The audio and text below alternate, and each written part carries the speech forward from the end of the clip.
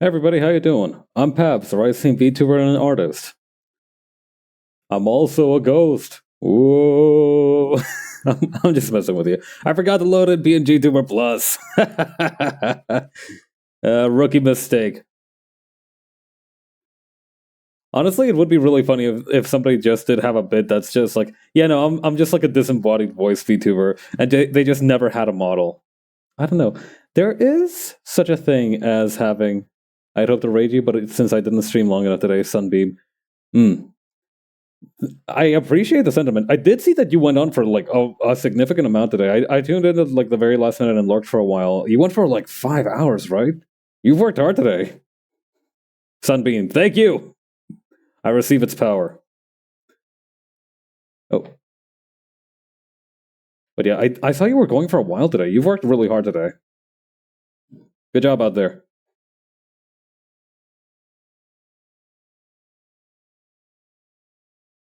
But yeah. I just gotta start these two here.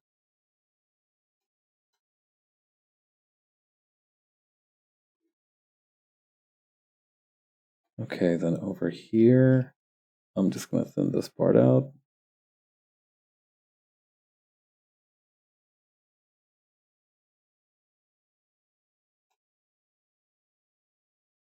There's something very satisfying about like these curved edges, if that makes sense. When a bit of metal is curved out like this, somehow it feels really satisfying to just pare it down to the right place where it would be. Okay, maybe not like that. I was hoping to. I've recently found some neat tricks with the different tools in the vector stuff. So I've gotten a little bit better with those recently. Maybe not that good though. Maybe I still lack judgment in some areas. Oh, no, there we go. Never mind, I'm a frickin' genius. My brain is massive.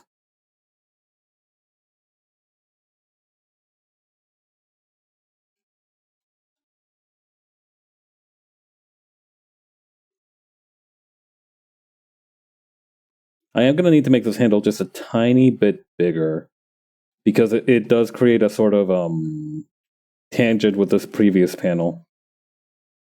That, or I need to make it narrower. That might also be a solution.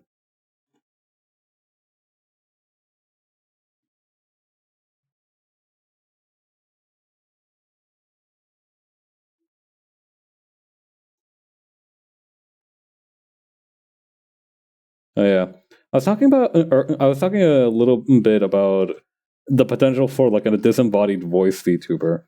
There are sorts of horrors, or I don't know. I guess it'd be by definition have to be kind of like a horror themed VTuber, because disembodied voices are not generally associated with like cheerful things.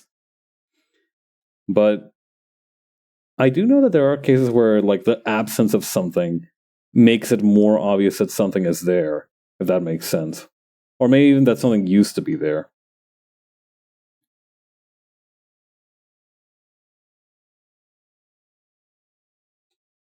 It's a little hard to describe. I'm struggling to think of examples, but I know that it's true. Like for example, dents in the carpeting where there was a heavy couch there before. Stuff like that.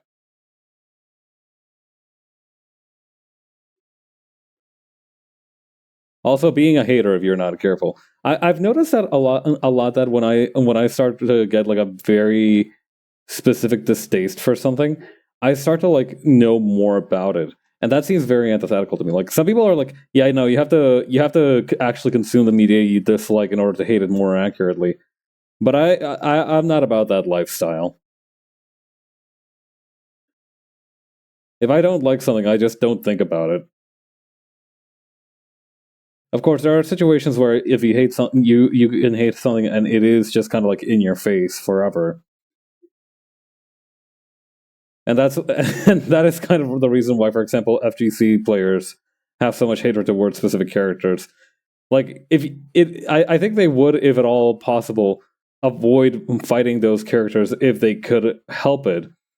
But Otherwise, they kind of have to play in that same space, so there's no avoiding them. And that's why nobody likes fighting Happy Chaos players. And I mean nobody. I remember a little while back when I was just playing a little bit more Guilty Gear. I was fighting a Happy Chaos player. So the thing about Happy Chaos is that you need to understand if you don't play Guilty Gear.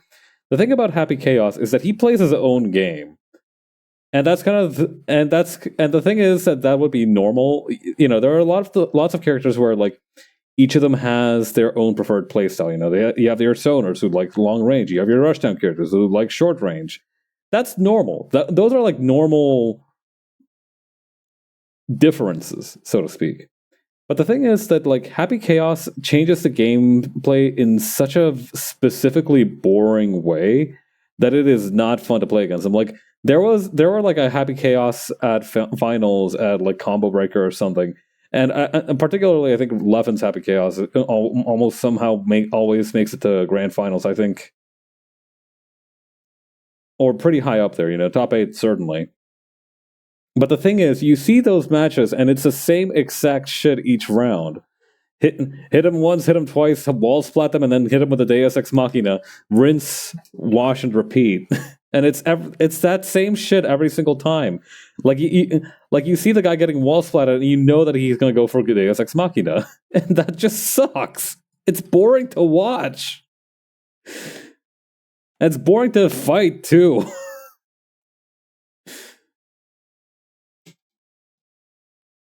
God. I will say the few times I have fought like Happy Chaos players in the wild, it has been just like they have just been refreshingly honorable, which is almost worse because then you can't really carry on an irrational hatred for them. You're like, oh wow, you would be such a decent person if it didn't suck to fight your character.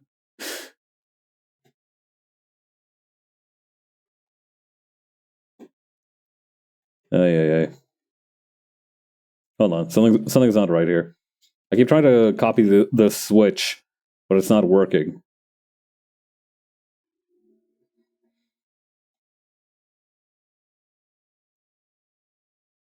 These look a little bit like cocktail olives or something. I don't know. I feel like you could pop these little guys in your mouth. You know, the toothpick and all. Me personally, I don't really like olives. Something about them is just too strong tasting. Although weirdly enough, that's mostly for like those little red olives that have the not red olives, those little green olives that have the red bit in them. You know, those very kind of like classic looking cartoon olives. For some reason, I have a lower tolerance towards those than say like just normal black olives. Like for example, I could eat olives on pizza, no problem. But then if I'm just like eating them raw, so to speak, they're probably not raw. But just eating them like that is challenging for me. I don't know, something about the flavor just don't sit right.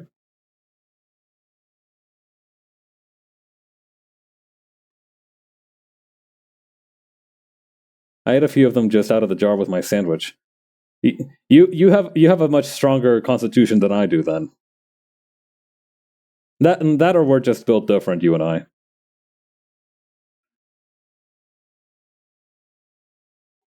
Yeah. I don't know. I'm the kind of picky eater that can eat some foods if they're in other foods, but not by themselves sometimes. Like for example, but I think I needed the salt. Ooh, yeah, that's a good point actually. Replenishing your salt supplies is super important if you've been active throughout the day. Not even necessarily sweating, just thinking.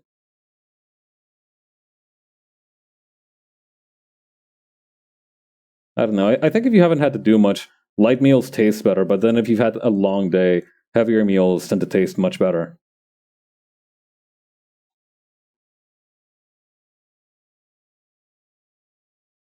Although I do hear that if you have a little bit too much salt, then you're supposed to eat potassium or foods rich in potassium.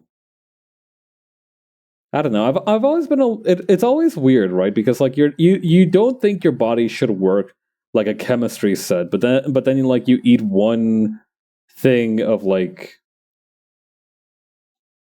I don't know, iodized salt or something, and you're like, oh no, okay, so it is just alchemy. The great work does in fact live on within my body.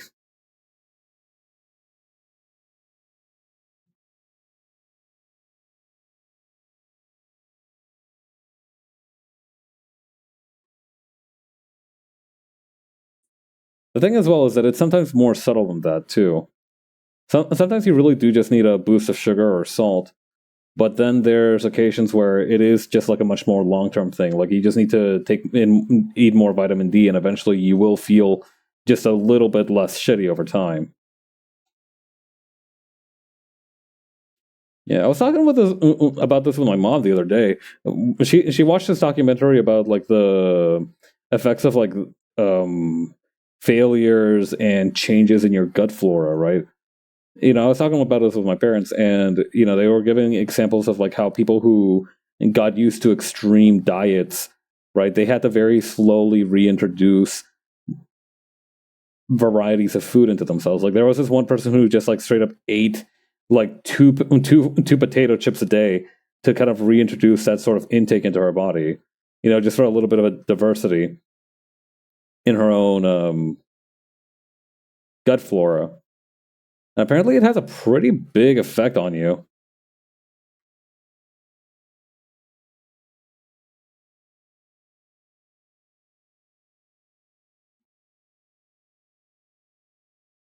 God, I do remember there was also this one belief that if you ate, oh, so this, I don't know, the perspective on this is fucking me up a little bit. Maybe if I warp this thing a little bit.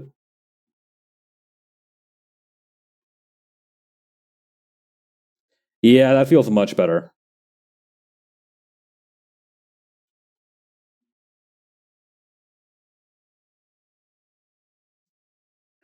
Also, I am going to just save this dashboard because I think I will need it in page 15. I'm just going to save like a pristine, clean copy of it. Let me check page 15 real quick. Oh, yeah. That will be necessary.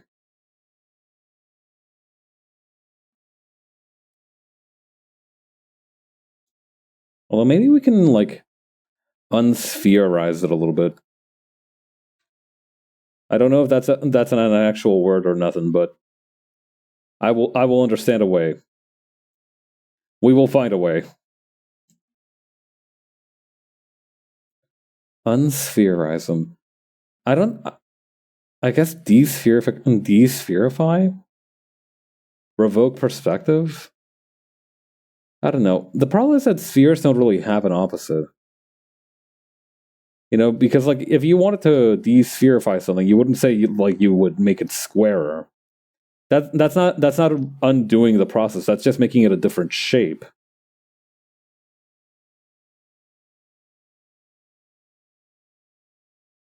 So it's a whole other thing. It's like the difference between like somebody getting turned into a frog and them being like, turn me back into a human, and they turn you into like a dog or something. You'd be like, it's great that I'm no longer a frog, but I kind of wanted something else. Like I didn't want to like be something else. I wanted to like go back to how I was previously. And then this hypothetical witch would be like, well, tough titty, son. It doesn't work like that. You can't, you can't like, you didn't go on the magical journey of self discovery. You just wanted to be turned back immediately. So this is the best I can do.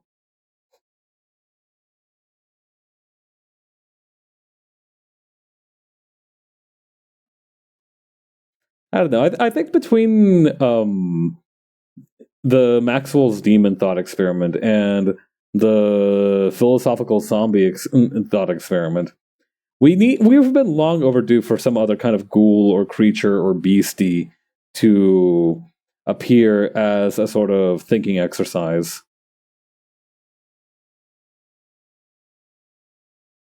I mean, there's also Roko's basilisk, but that one's way less. shall we say, widespread. Not really what we're looking for in our current path.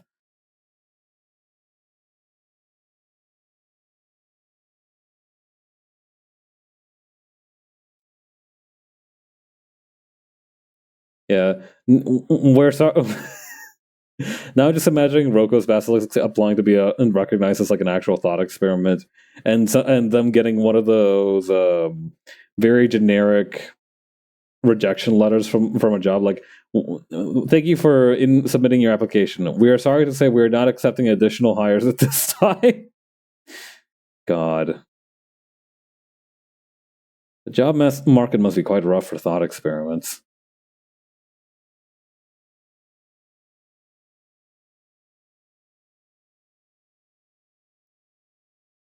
Is this actually connecting anything? I don't think it is.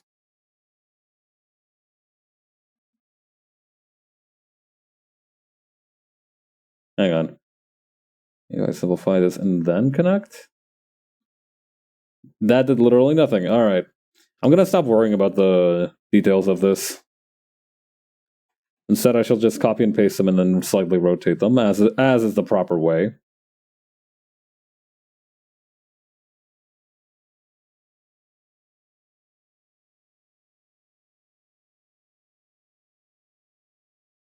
Also, hang on a minute.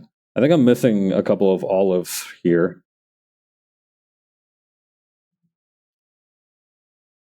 I'm missing like an entire third row here, actually.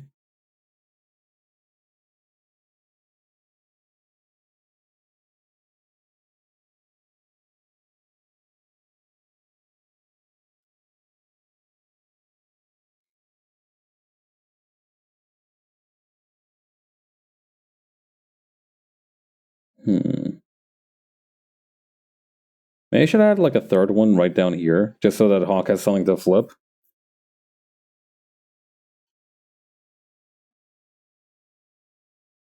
That would be kind of funny, just having like one big button in the middle that just said like go.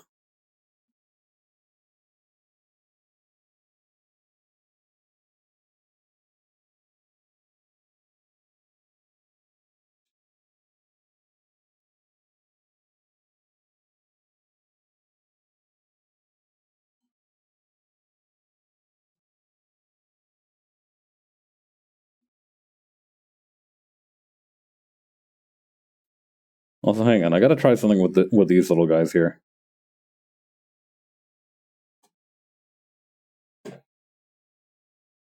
First, let's move them to a less cluttered location.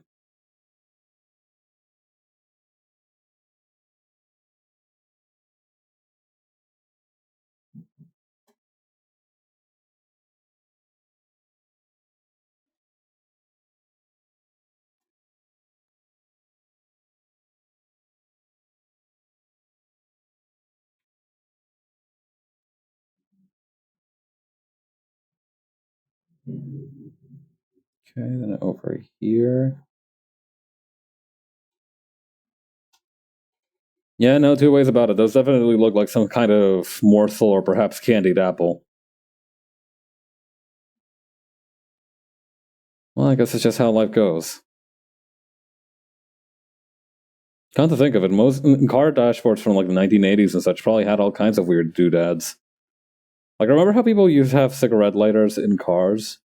That was like just like a standard equipment feature that most cars came with.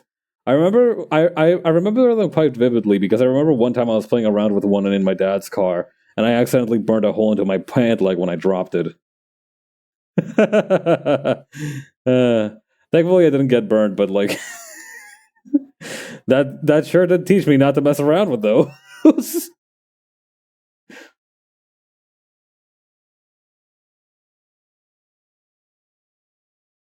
I mean, I don't know. How badly could those really burn you? They have such small surface area.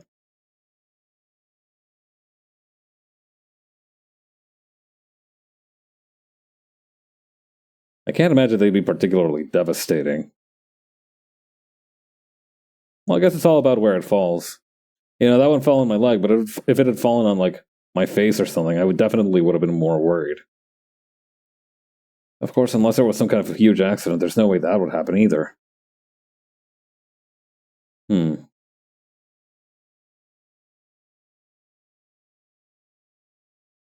Well, no use worrying about that now.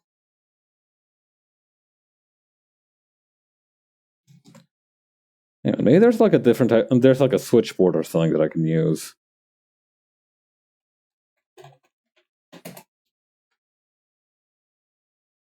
Or like a wall of different switches.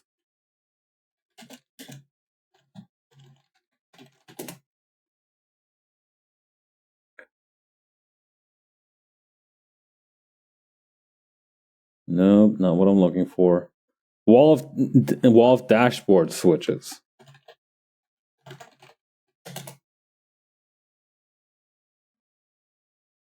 Didn't I actually remember I was checking out all different kinds of Oh, this might actually help. Hang on. This is a pretty clever way of arranging different types of like physical interaction buttons. I feel like calling them switches is lacking as a word to use. Dashboard buttons? Buttons is also... Whoa. Look at this! The meaning of 52 car dashboard indicators. Whose car is this? Alright, let's take a look at here. Okay, winter mode, steering lock, rain and light sensor. How is this supposed to communicate that? System deactivated temporarily. Sensors may be blocked by debris. Security alert. Ignition switch may be locked and need transporter equipped key to start. Security system is malfunctioning. Power stealing. Coolant temperature warning? Yo, half of these feel like if I saw them, I would start panicking. Catalytic converter warning. Oh, that's not good. Well, actually, I mean, if your catalytic converter melts into slag, it'd be expensive, but it's probably no big deal. The catalytic converter is one of those few parts of a car that I know exactly what it does. Glow plug, diesel. Engine's glow plugs are warming up. Engine should not be started until this light turns off. Oh, okay. DPF light, diesel. Diesel exhaust particulate filter failed test and needs service. So a couple of these are for diesel-only vehicles, huh? Abs light. That means that you should start doing your crunches. Anti-lock brake computer needs professional diagnosis. Key fob battery low. Huh. It makes sense that that would have a warning, too.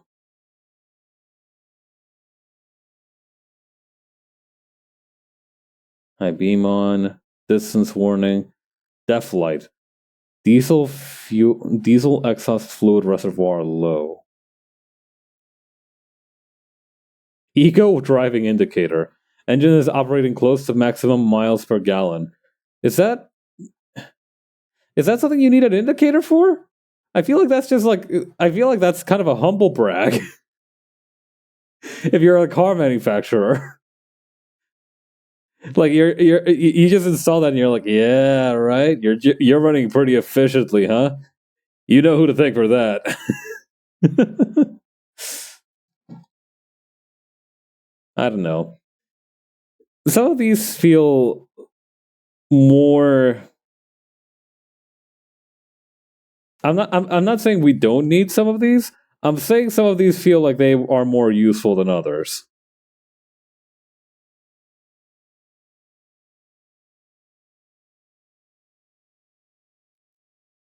Well, maybe useful isn't the right word. More universally relevant. You know, everybody runs out of fuel, for example, but not everybody has a diesel car. That probably explains why there's so many of these, right? Like, not all vehicles are going to have the features necessary to make these indicators relevant.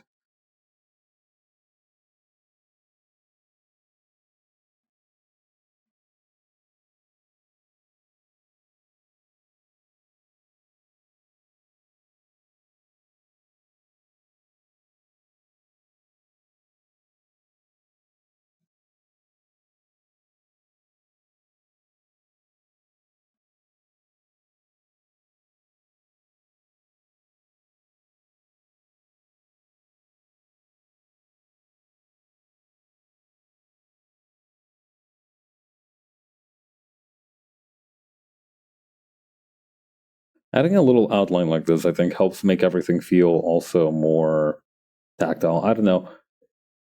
If you take a look at the wrong graphic, the one that had all the switches on it, it looked a little bit unnatural because it didn't feel like any of the switches had like a physical presence on the paper.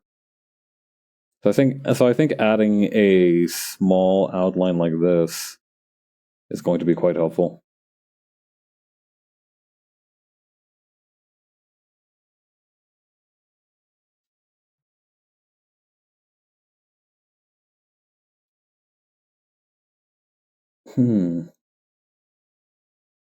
Actually, let me see something real quick.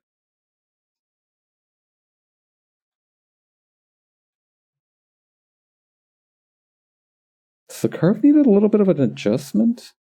Maybe like almost like this? Hang on.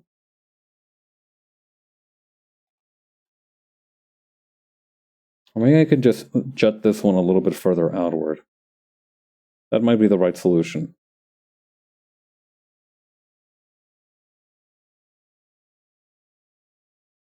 Mm-hmm.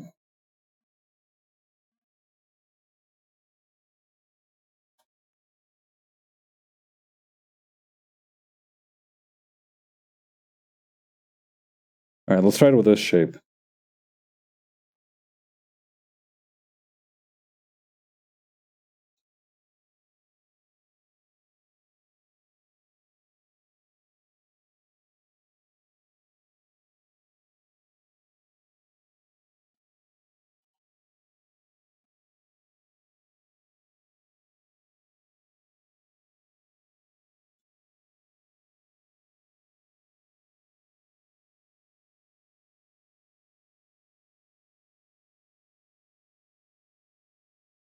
It almost feels like there's no way to avoid a tangent here.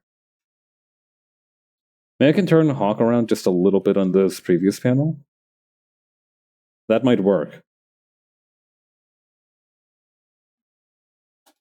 Maybe more like turning her down. Maybe... Wait, what's wrong with that arm?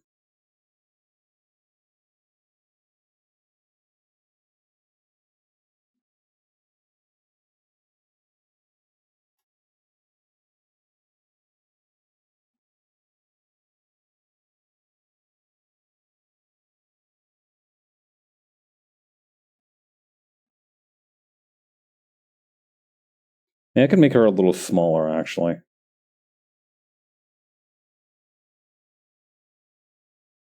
Yeah, that's good.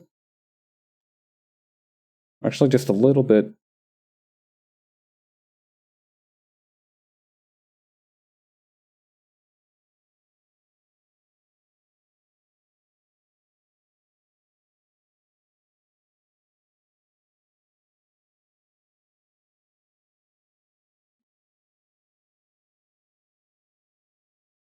How difficult.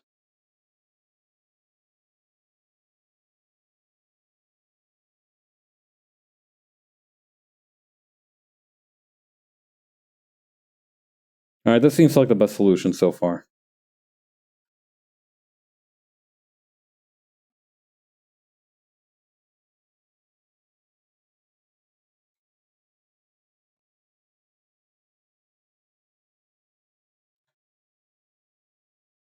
Whoop, didn't mean to erase all that.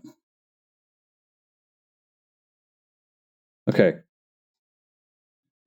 And over here, then there's still the matter of this curve kind of being a little bit unnatural. Maybe we can just kind of like... Yeah, there we go. Now we don't have Hawk's arm there kind of get in the way. It's a little bit easier to say that we should do it like this. Or maybe even... There we go, something like that.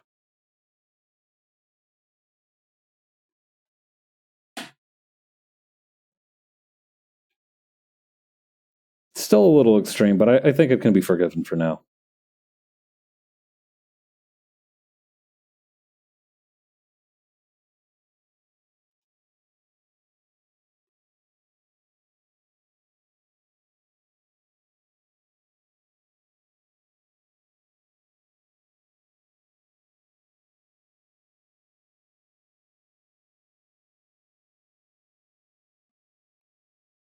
Okay.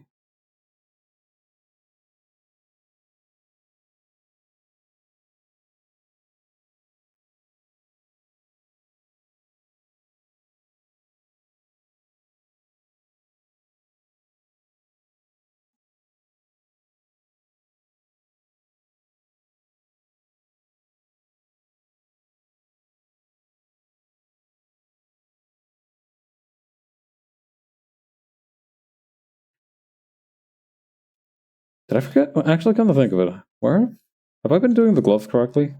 Okay, I think I have. Although, now that I went to look at this panel, I am missing a hand from this arm here. So maybe we can just go back real quick and add one of those.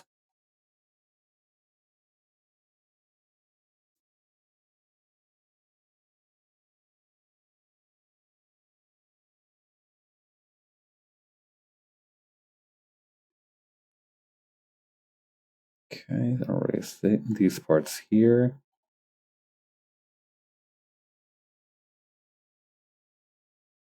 Just line width, decrease the line on this one, the width of this one, connect these lines here. This one here. These few here, if I can manage it.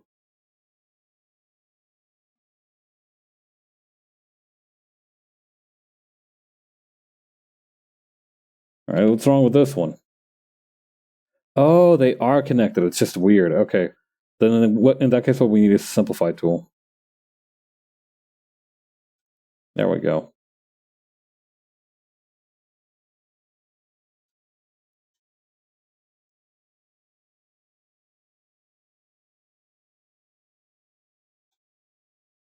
Okay. Good, good, good.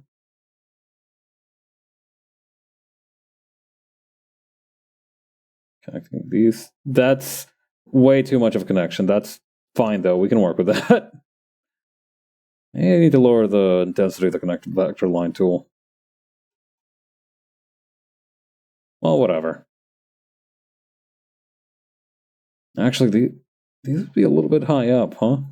Maybe we can, like...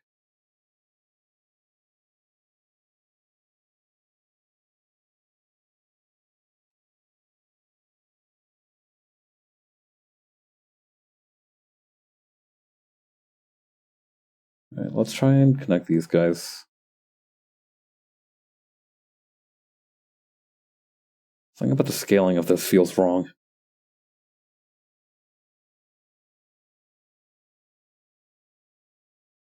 Like, maybe we need to make these ones taller.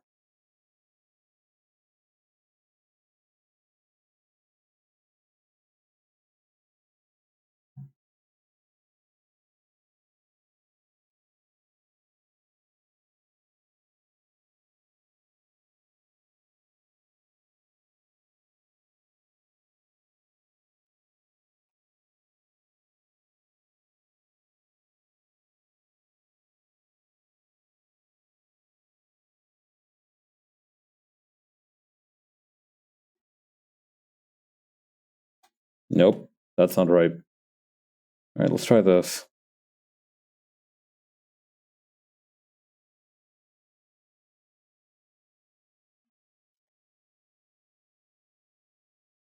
Does that mean potentially we can bring this part a little bit lower?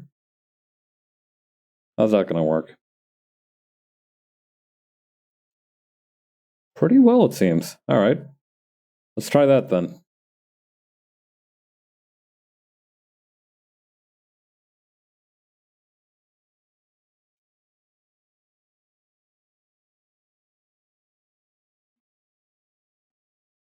Connect vector lines.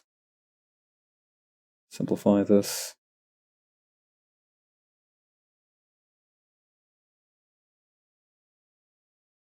Whoops. Maybe I should have used connect there. Yeah, that's more. That seems more like it. Okay. Then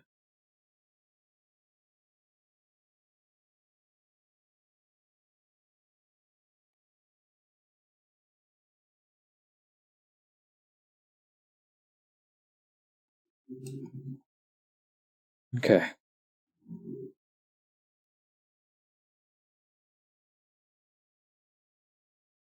Seems like it'll work.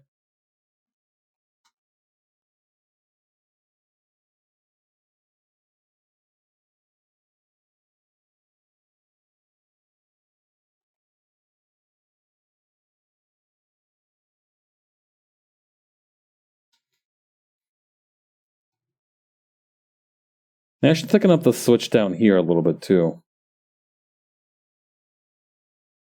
Just a small amount. But yeah. I know we're basically on the cusp of May, so it's a little late to be saying this, but it sure has been starting to feel like summer lately. It's probably because of the area where I live, it takes a little bit longer for it to actually get any warmer. But I'm quite happy with it. The longer days, the sunshine. I know summer isn't particularly popular amongst some people, particularly when you live in like warmer climates, but I'm a big fan.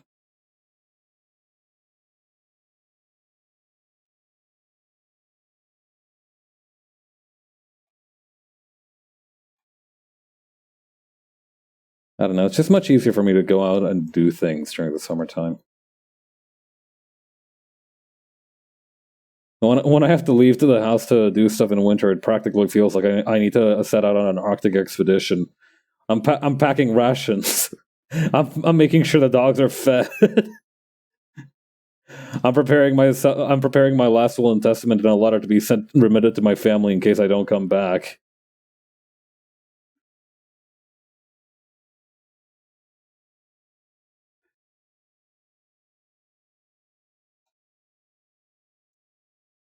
I bring a saw in with me in case there's any need for amputation of frostbite. You don't come back the same man you left when you go on these things. Ay, ay, ay.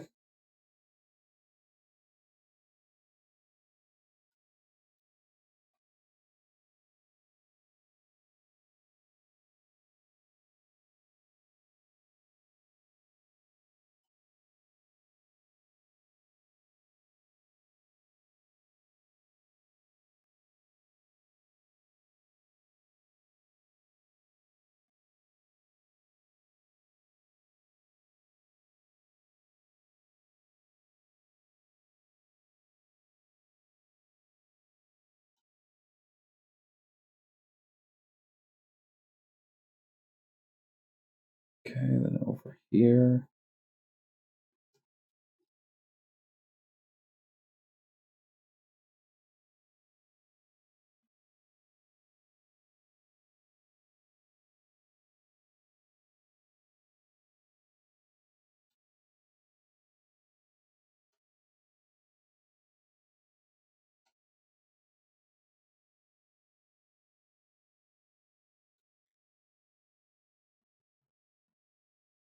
Over here.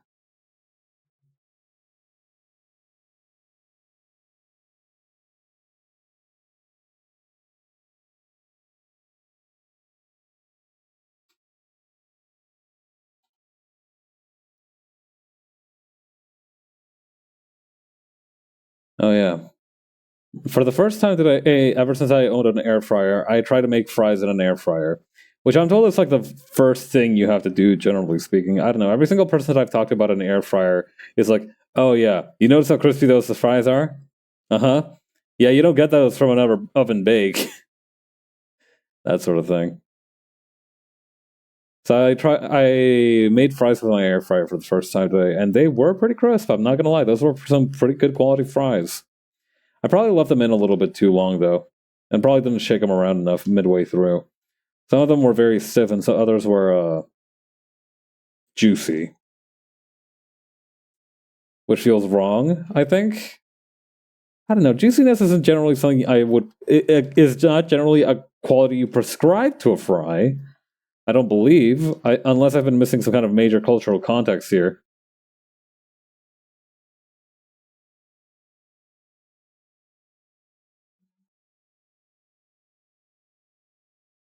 Well, it's hard to say. I'm sure there's people who prefer like sake fries. I know that I, for example, don't mind it too much if the fries are a little bit mushy. Not like, hang on. There's like different kinds of like mushy fries. Like there's this one kind of mushy that comes from like when the fry absorbs a bit too much grease or something, or like it's at the bottom and it's kind of like floppy but not like soggy. I really like those fries whenever I get them. And it's a happenstance thing too. It's you can't engineer that situation. Those fries are their own little private miracle.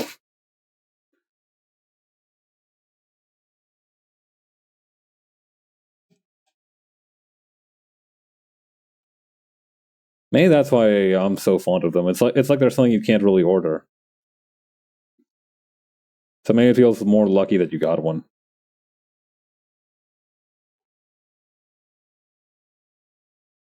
But yeah, if I get the chance, I'm definitely gonna get myself some sweet potato fries to make. I must admit, I am quite partial to sweet potato fries.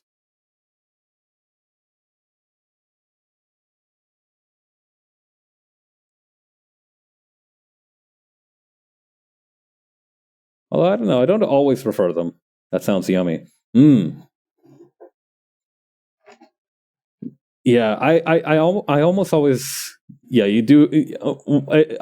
One does enjoy a good sweet potato fry. It must be said. There's this place near my house that does these decent kind of. You know how it's a. I forgot the fucking floating things above her head. Um, there's a stereotype that small time burger joints are like these super crazy expensive. Like somebody said, if they have Edison lights, they're definitely going to charge you extra for the fries. Hang on. I think it was like if they have like a chalkboard sign showing their menu, and if they have lights that look like this, they are definitely going to overcharge you. This place is a little bit like that, but thankfully they don't overcharge. But yeah, they have this like sriracha mayonnaise kind of thing. It's like this spiced mayonnaise. It's very good, and they serve those with their sweet potato fries.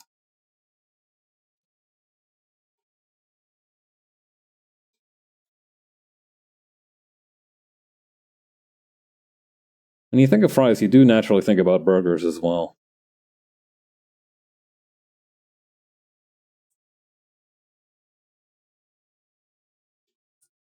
I think out of all the burgers I've had, my favorites are always the one that have like a little bit of fried egg in there.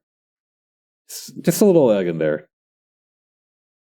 I don't know. I think it provides like some much needed rounding out of nutritional parts. Because naturally you have your vegetables, you have the patty, which most often is just some kind of bovine beef of some manner, perhaps chicken if you're feeling a little health conscious. But I don't know. There's something about adding an egg to the whole equation that just makes it really stand out for me. I don't know. I think adding eggs to most things makes them just that a little bit better. A little bit of fried egg topping never hurt nobody.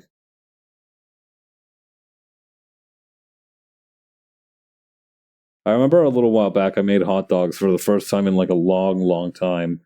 And usually when I make hot dogs, I make them with this very specific way. I caramelize some onions and then I dump a can, maybe half a can of Coca Cola and some ketchup in the pan to fry the onions with, and those kind of like caramelize very nicely. They get this really nice, deep, rich flavor, and that's usually how I do my hot dogs. But I didn't have any of the normal ingredients on hand, so this time what I did is that I added a couple of fried eggs to each hot dog, and also cheese and Valentina's hot sauce. And it came out pretty well. I am very proud of myself for that substitution. It did feel like just a decent might be a strong word. Some kind of like food you would buy at like a baseball game or something. Now, granted, I will admit I have never been to a baseball game, but it had that feeling regardless. Something about this helmet is way off. I think it's the flappy thing on the hat.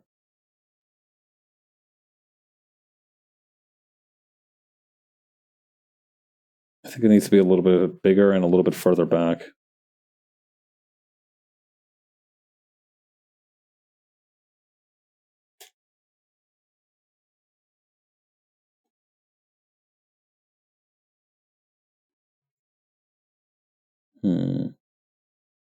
Maybe I use the mesh edit. I've been getting really into using the mesh transformation tool. I don't know. I've realized how useful it is that I can kind of mix and match certain things in a vector layer. Like, for example, the mesh transformation tool is a big one, but I especially like being able to use it when I don't have access to, say, the what's it called? Liquify tool, which I don't because of the vector canvas. Or the vector layer, rather.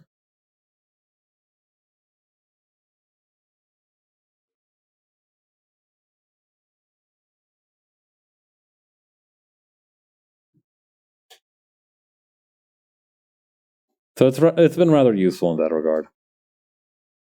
Let me edit this to use the mesh transformation, and there we go.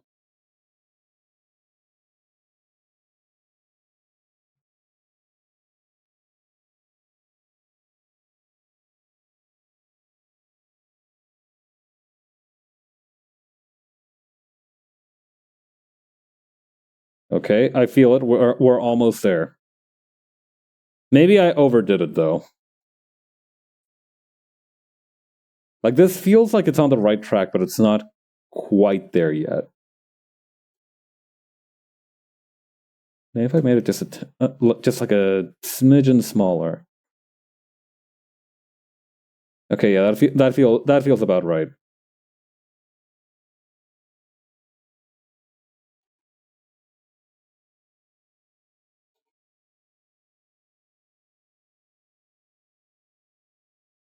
Okay.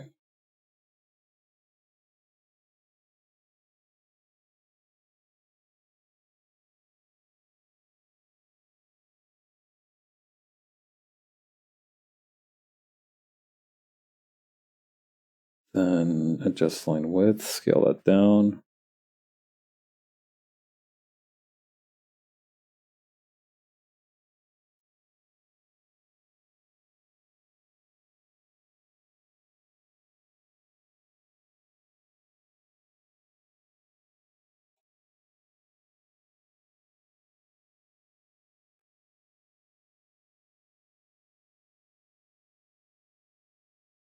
Okay.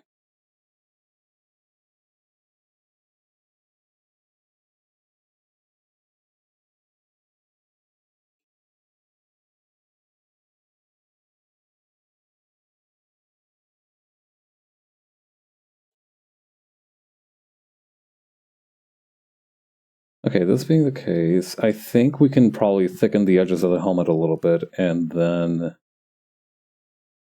Okay, across this whole line.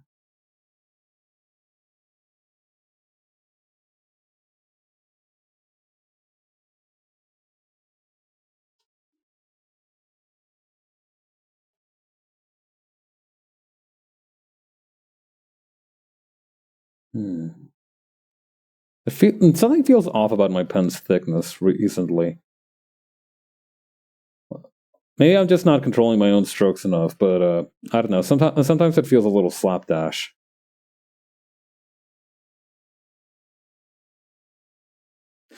God, I remember... Funniest shit I ever read was this one tweet talking about a basketball player saying he's not stroking like normal, and another guy's like, just say he's missing shots, man. don't say it like that. God.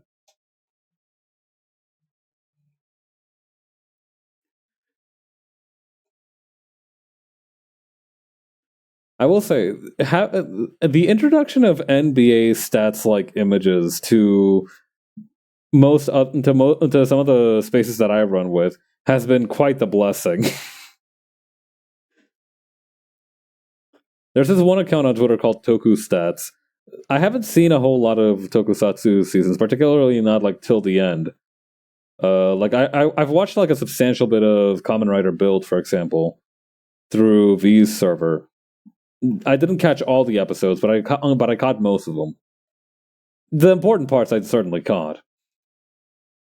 And it's just really funny seeing this one person so dedicated to going through like entire seasons of a Japanese children's TV live action TV show, just to be like, hey man, this guy had like a 4 to 15 win loss ratio this season. He sucks shit. I think the most egregious one that I found was this one dude who, as part of the story, paid to like get one of those little transformation trinkets that the main characters use. He paid like $600,000 for that trinket, and he did not win a single 1v1 fight. Like not one. He like any fights he did win, he was fighting as part of a team. That has got to be rough on that guy, right? Like that's like I feel like that's definitely gonna eat at him a little bit.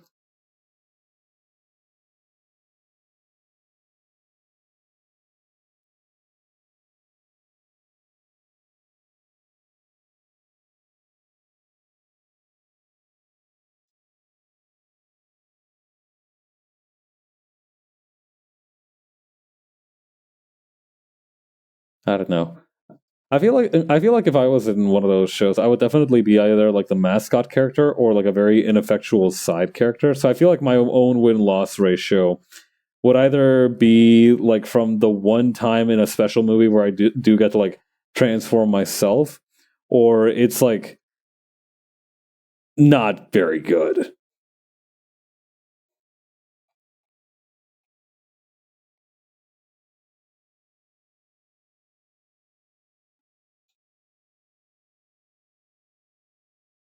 I don't know. There's just no timeline where I can see myself becoming like a top 5 fighter in a comic series or anything.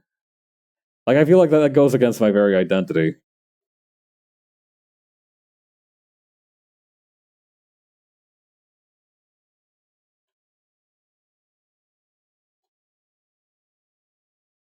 Although maybe if I had an assist role, that whole thing would change. Weirdly enough, I do enjoy playing assist roles in video game. Like in TF2, all of my best plays were as all of my best plays in Team Fortress 2 were as a medic. I don't know. Weirdly enough, it's like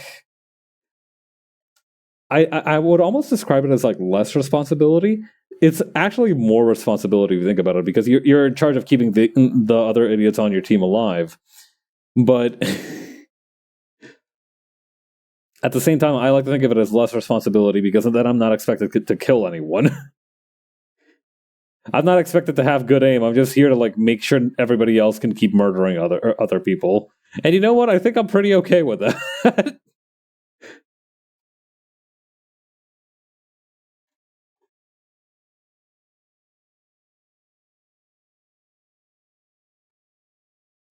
Oh shoot, she doesn't have the jetpack straps here. She wouldn't have the jetpack straps here, would she?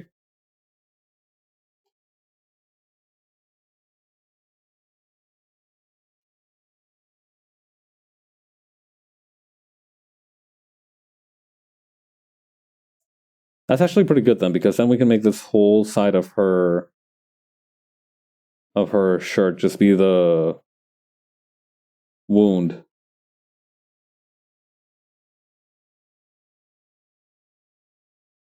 That being said, even though I can play healer roles in like FPS games, I'm pretty sure I would get left in the dust if I was trying to play a healer role in like an MMO or something. I don't know much about Final Fantasy XIV, it must be said, but I do understand that people with healing roles typically have the same kind of shall we say, disturbed or otherwise burdened expression of somebody who has lived on a battlefield their whole lives. Like they feel like they've been working retail for 19 years.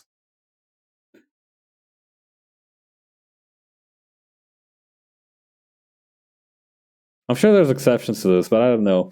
I especially feel like in MMOs, it's almost even more demanding than in FPS games because at least in FPS games, you have people who can make up for it in other ways, right? The whole thing about like FPS games is that damage is dependent on other players both being alive and being competent enough to hit what they're aiming at. Meanwhile, in MMORPGs, it's also much more a matter of luck or team composition. So you have a much more involved role. It's not just get to whoever you can whenever you can. It's this if this person dies, the run is over. If this person lives, the if this other person dies, the run can live, but it will be much more difficult, and you will have to make this decision every like 5 to 6 minutes. Playing medic in TF2 is like an episode of like some kind of war comedy, but playing medic in like Final Fantasy 14, I feel is like being in an episode of House MD under live fire.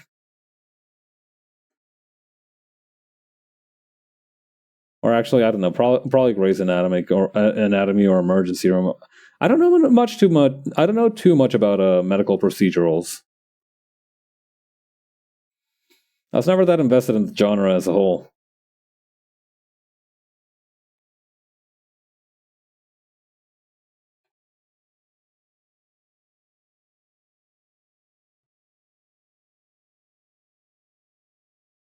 I did enjoy watching some episodes of House with my brother. He was the one who always introduced us to new TV shows. It's really crazy because my brother, unlike myself, my brother rather thrived at his boarding school throughout his boarding school experience. So and like because he had access to like all the hip stuff, it was like he was the one dude who he was like that one traveling merchant who always came to town with fresh news from the western provinces. That kind of deal.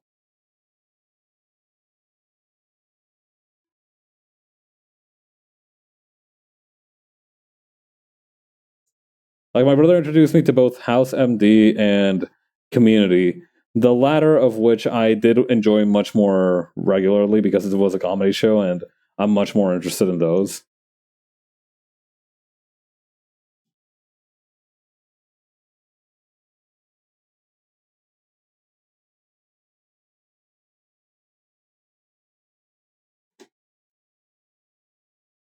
Okay, then over here.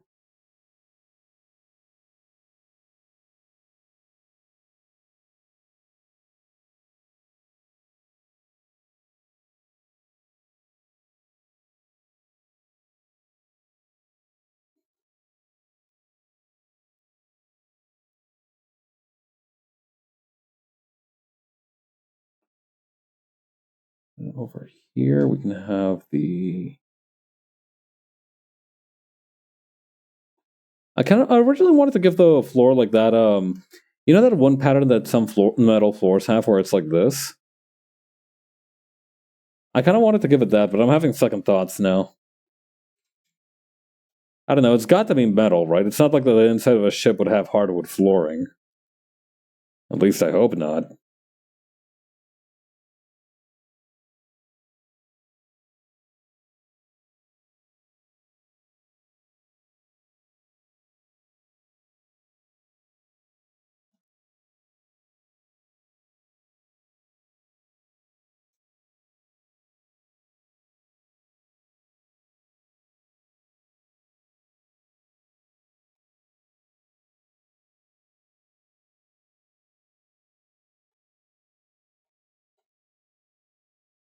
I remember that there was like this one thing that he seemed to happen in tokusatsu shows as well. I didn't notice it much myself because, like I said, I don't regularly watch them, but it's happened frequently enough that now that I seem to be connecting some dots. For some reason, they always have like these gaming chairs. Like, hang on, let me show you a screenshot of this one instance.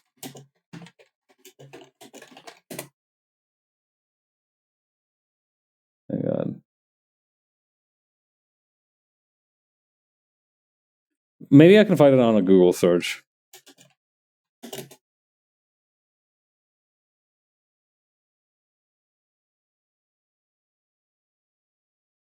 Maybe.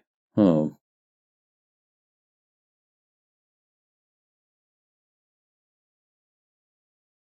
Hold up. I think I know a way of finding this.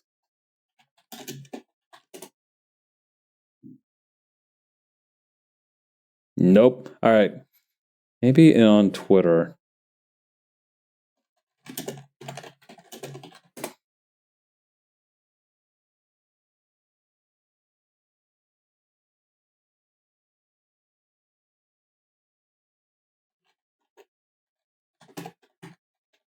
Like, I remember this was like a thing.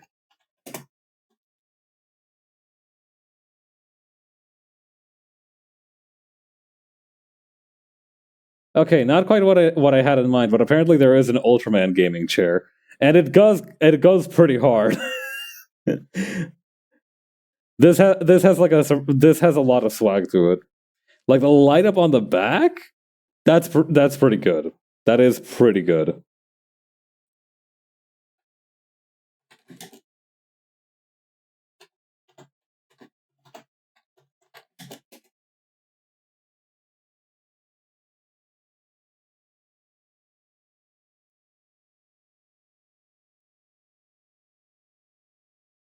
Well, whatever. If I can't find it in a timely way, it's not really worth bringing up too much.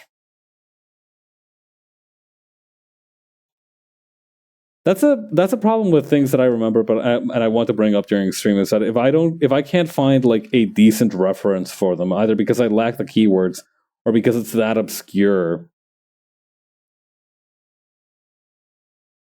I don't know. I feel like sometimes I need like prep time. I like want to be able to like give myself like 30 seconds of time, 30 seconds before I like have to give up on trying to find it.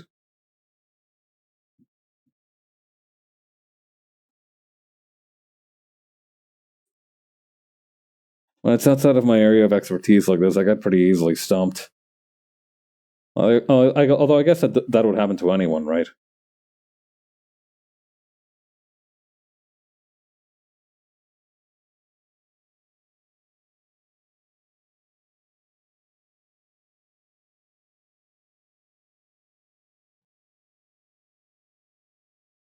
Okay, simplify line art.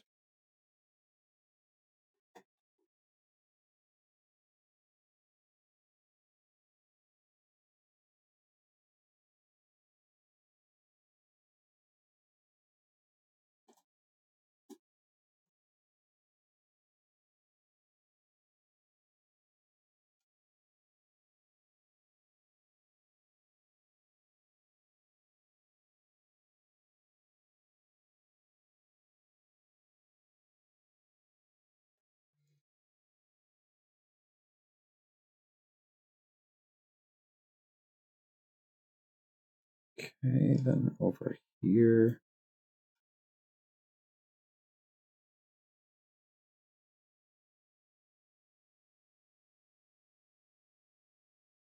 Connect vector lines. Or maybe it's simplify in this case. We can adjust the line width a little bit here too.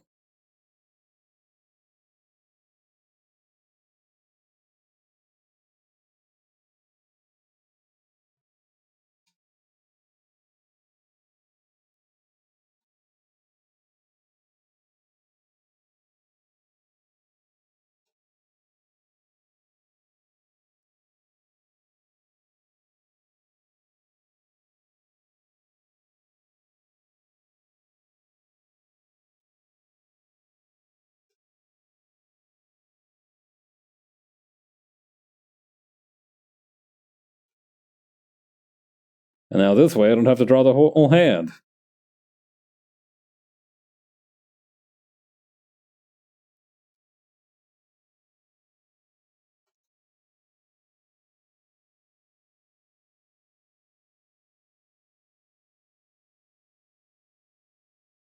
Oh, wait, hang on. That doesn't seem right. Let's try that again.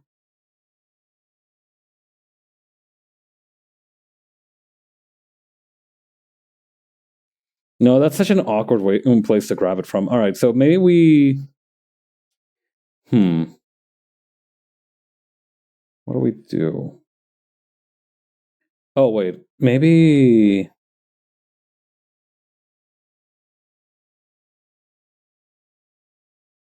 Nope. Maybe.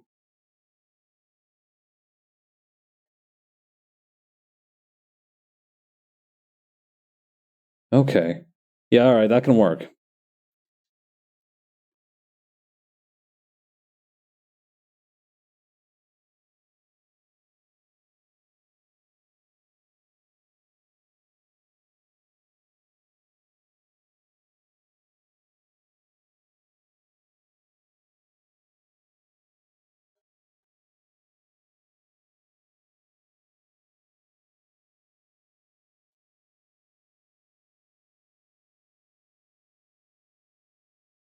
Okay, then over here.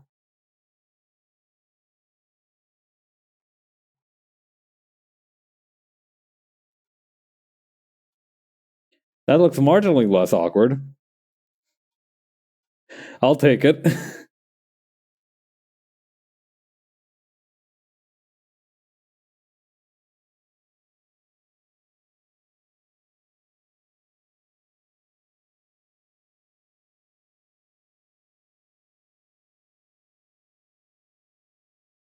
Let's grab a couple of these again.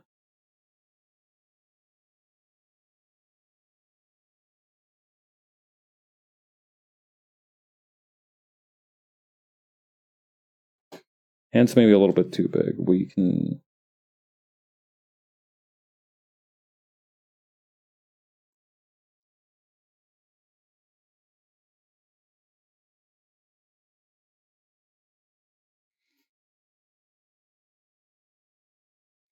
Also, these fingers are bothering me a little bit.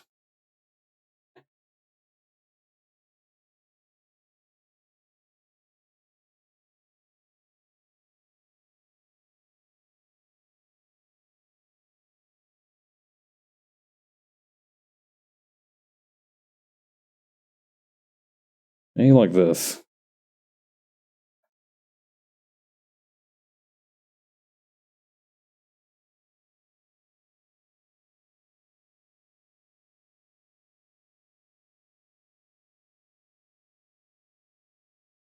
Got it. It makes such a difference. I took quite a good nap from more or less the time I logged off of work, all the way to the time right before I posted the stream announcement to take a little midday nap, and it's made such a difference. I feel so much better than I did, like compared to Sunday, for example. I was fighting demons on Sunday. I was fucking out of there.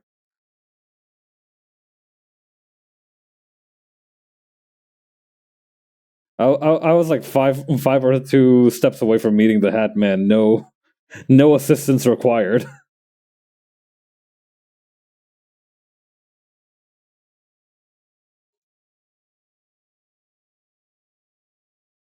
It's crazy how you'll sometimes feel like you'll see like somebody being like exhausted on TV and be like, surely you would just like fall asleep at that point. But you would be surprised how long you can like stay awake for and yet not be coherent throughout that time. Like you'll think you're making sense, you'll think that you're approximating it well enough, and most of the time you are. But then there's other times where you're like on in the pilot seat, so to speak, and like none of the controls are working. You're trying to recall information. It's not coming. I forgot about Joker beatboxing, for God's sakes. I never forget that normally.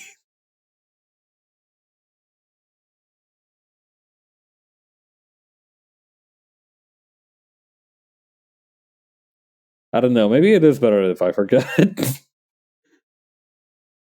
To be able to experience the joy might be a strong word. The sensation of Joker beatboxing for the first time yet again. There's people always talk about the things that they would like to forget and be able to experience for the first time at some point, right?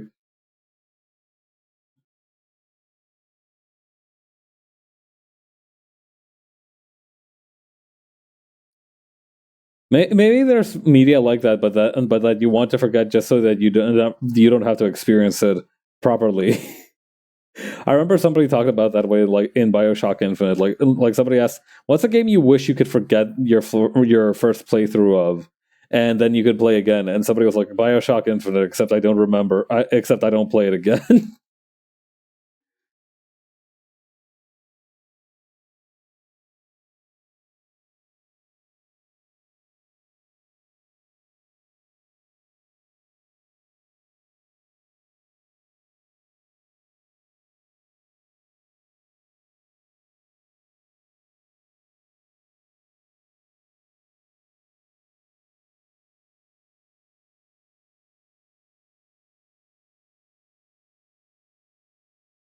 Okay.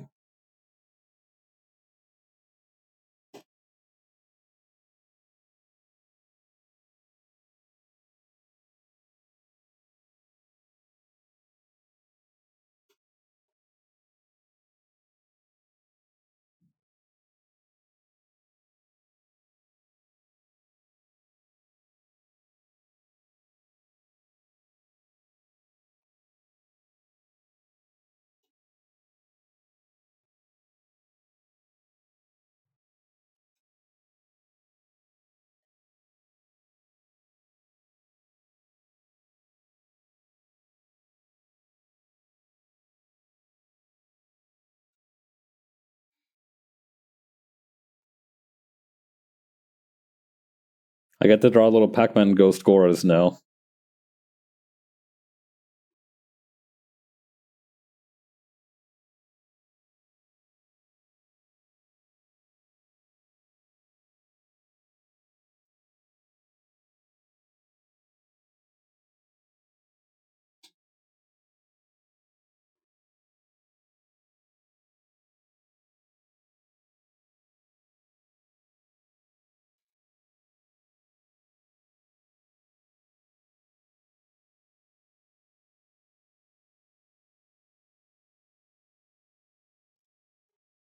It feels good to know that no matter how dark it gets, you can always go back to the old well of slapstick comedy and get something out of it.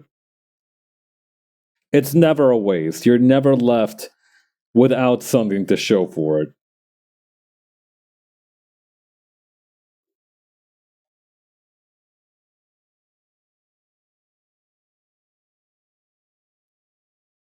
Kermit the Frog.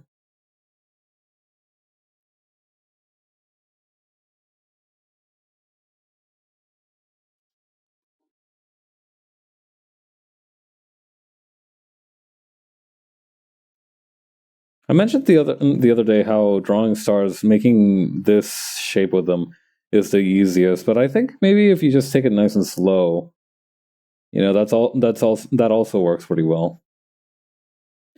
I don't know. I used to be unable to draw a star for the life of me until I discovered like the pentagon trick.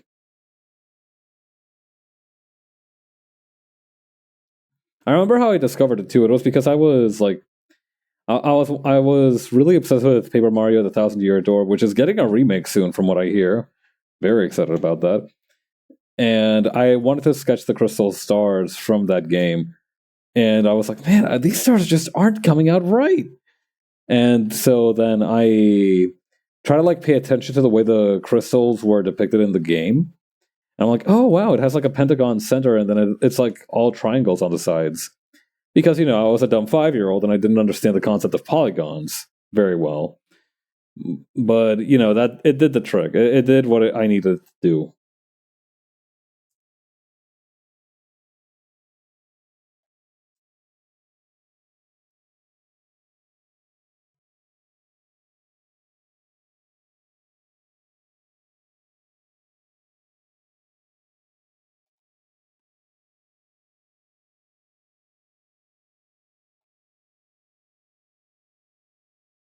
Okay.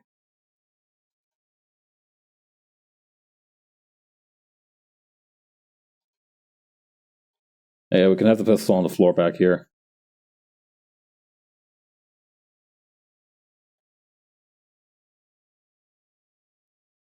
Oh, yeah. recently, I don't know if my algorithm's just been stepping up its game or if there's been like a recent renaissance because of Miku Expo. And well, maybe it's several failings. From what I hear, there have been a lot of there's been some real fucking weird shit going down in Miku Expo. But there's been a lot of good Vocaloid music that I've been finding recently. And all seems to have been made in recent years. Obviously, I hesitate to call anything a renaissance because in reality, usually a renaissance is just somebody more influential, right? Finding a lot of people talk about like big breaks, and I do think that's what most renaissances are. It's just that a specific artist from that specific genre has gotten a lot of attention for whatever reason. They might have been featured in a popular game, in a viral video, what have you. And now people are more interested in the genre.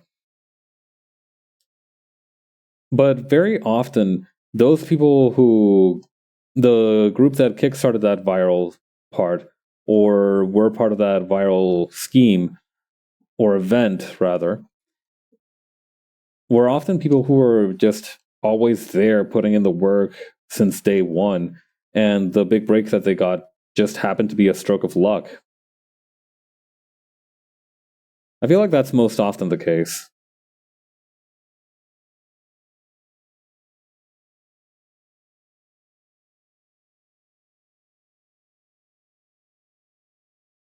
But yeah, maybe that's what's happening, is that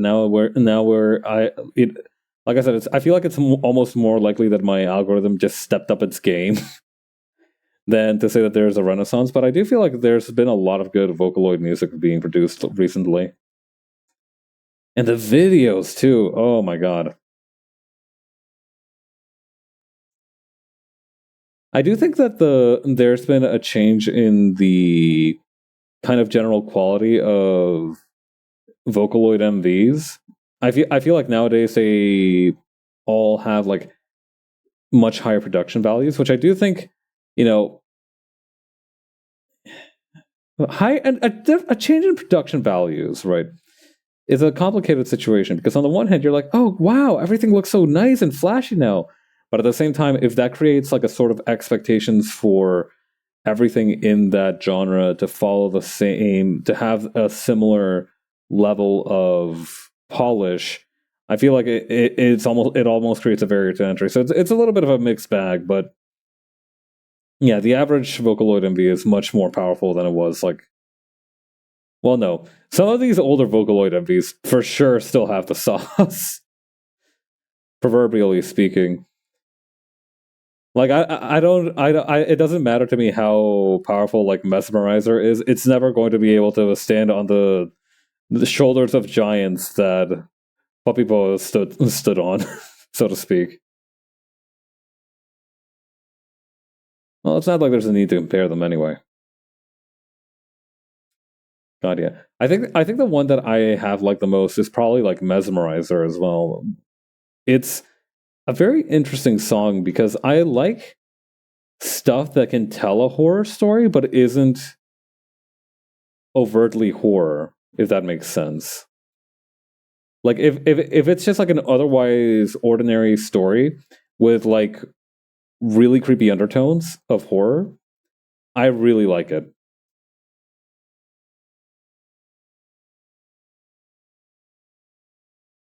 Also, this gun is like way too high up on the floor. If I just like grab it and squash it down a little.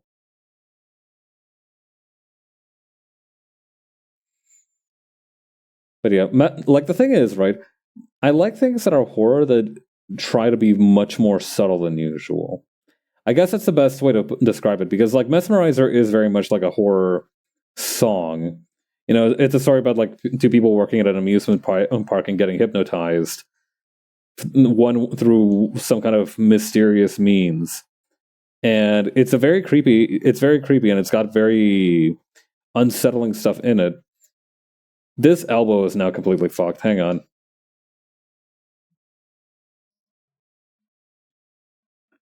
But it doesn't feel like horror. It's just like it has like this obviously very like saccharine look to it, And that is on purpose, obviously, but I don't know. It's just very effective at telling a horror story with very few actual like horror things happening.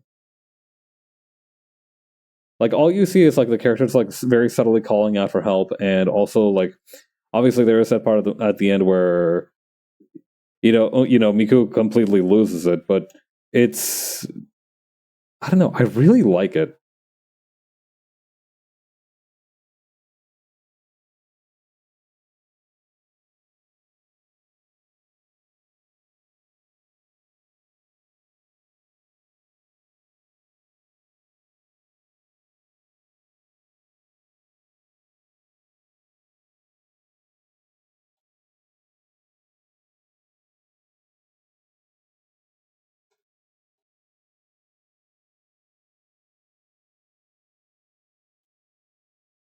Okay, then just align with this.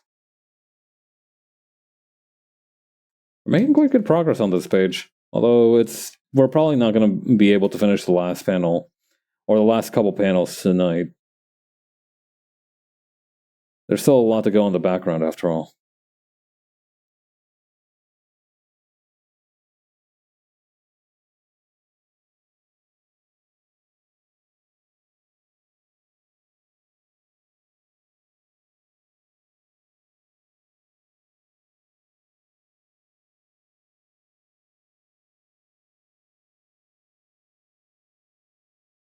I should save my work. That is something that I should do. Is that I should save my work. And maybe take a little stretch break too.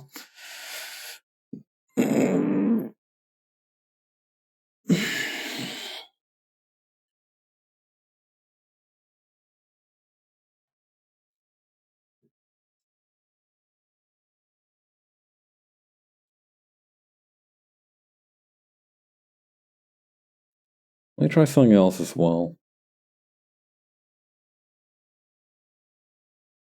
Can I squash it down even further?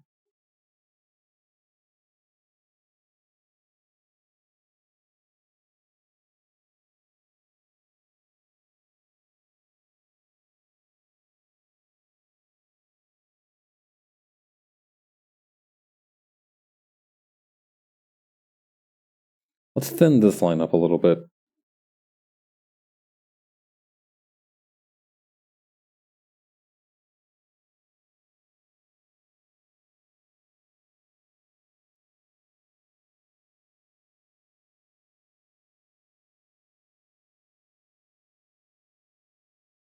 No, that looks dumb. I'm gonna just erase the gun. That does remind me though. I do need her hip holster.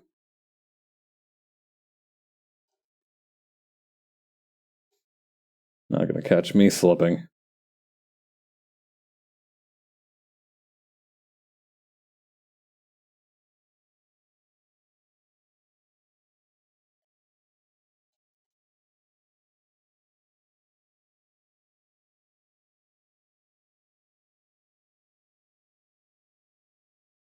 I almost kind of want to have like some buttons here to make it look like more like upholstery, but it kind of works well as it is. I'm not gonna bug it.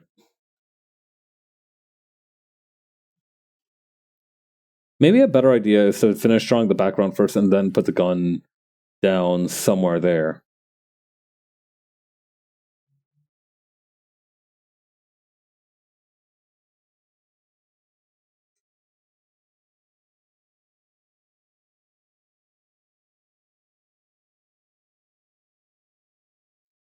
I like how much of an old man Horatio looks with this expression.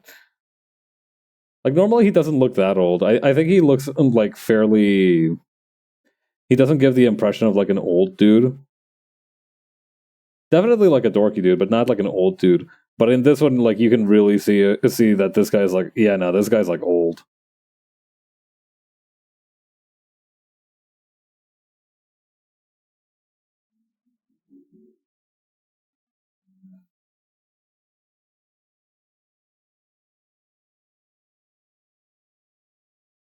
Okay, redraw vector line width.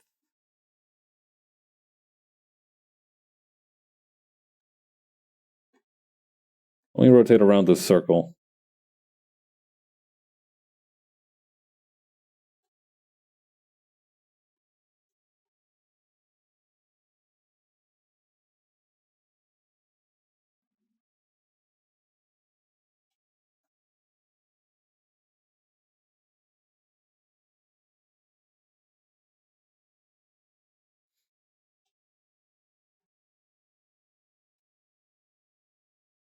He also reminds me a lot of that one Detective Pikachu expression that went viral. The one where he looks like he just ate a lemon.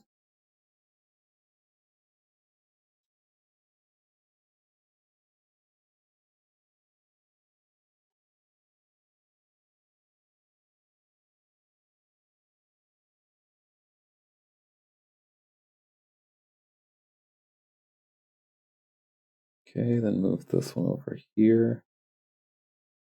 I don't know, should I be using 10 thickness still? Like, I feel like I need to step it down. Disappointed dead Pikachu?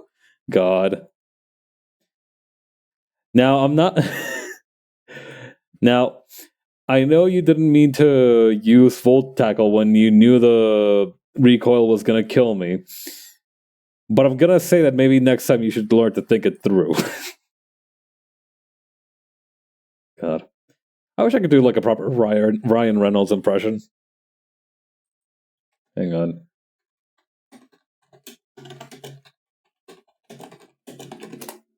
Where is it?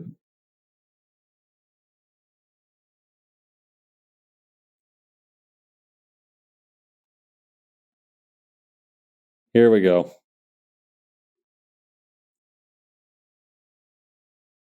New from clipboard. This face.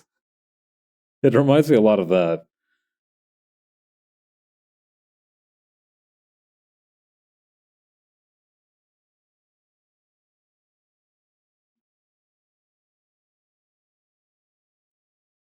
Look at this cute little hat. Honestly, I do. I am happy that I did manage to see Detective Pikachu at some point because it really is such a fun movie.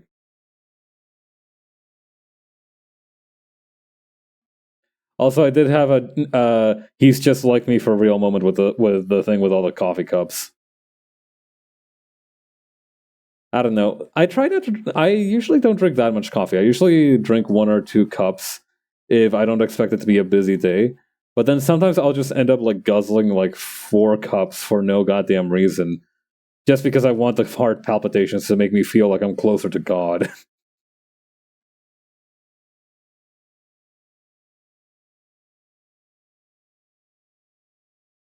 Then I end up paying it for it dearly because it just gives me a tremendous amount of anxiety for no reason. But listen, sometimes you really just gotta hit overdrive.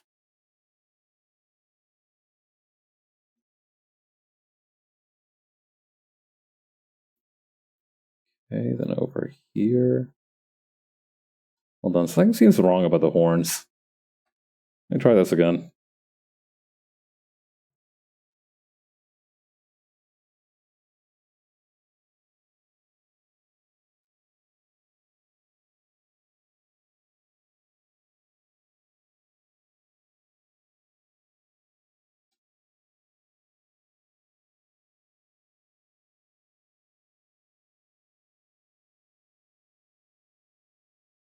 How tall did I make the horn in the previous panel?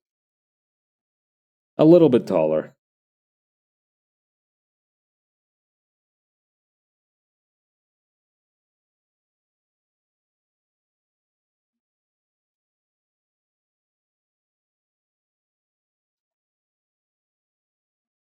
Okay, then over here.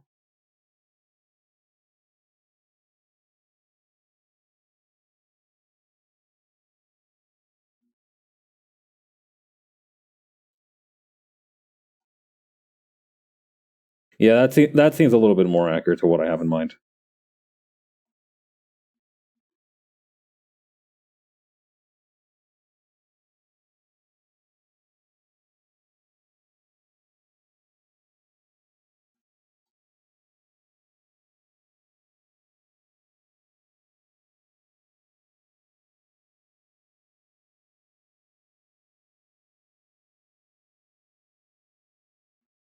Okay, going backwards. Yeah, I think I'm going to try and avoid making characters with glasses in the near future, because the thing is, even though I like glasses, I think they look nice. It's just a little bit difficult to do them in like a color in like a color comic, because of the fact that I have to fuck around with the opacity of the blue. I mean, like I can go back and just grab the skin tone with the blue and just have that on hand, but it's just like it's a little bit of a bother. My respect to people who can draw glasses pretty consistently. I shall not be joining your hallowed ranks. You will not see me in Spec Hala.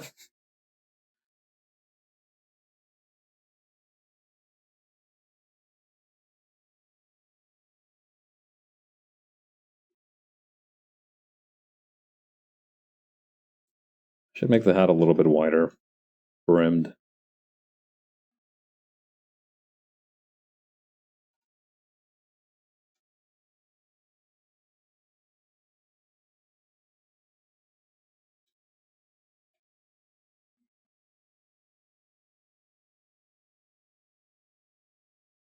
Maybe a little bit smaller than that.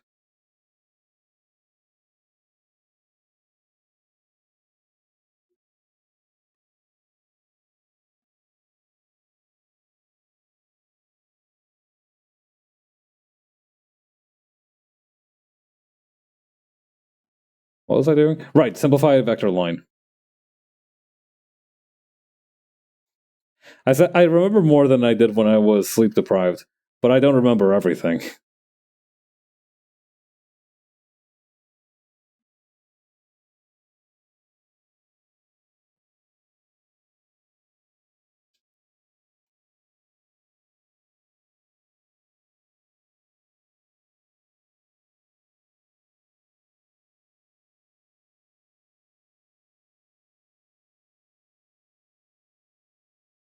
Okay, then over here.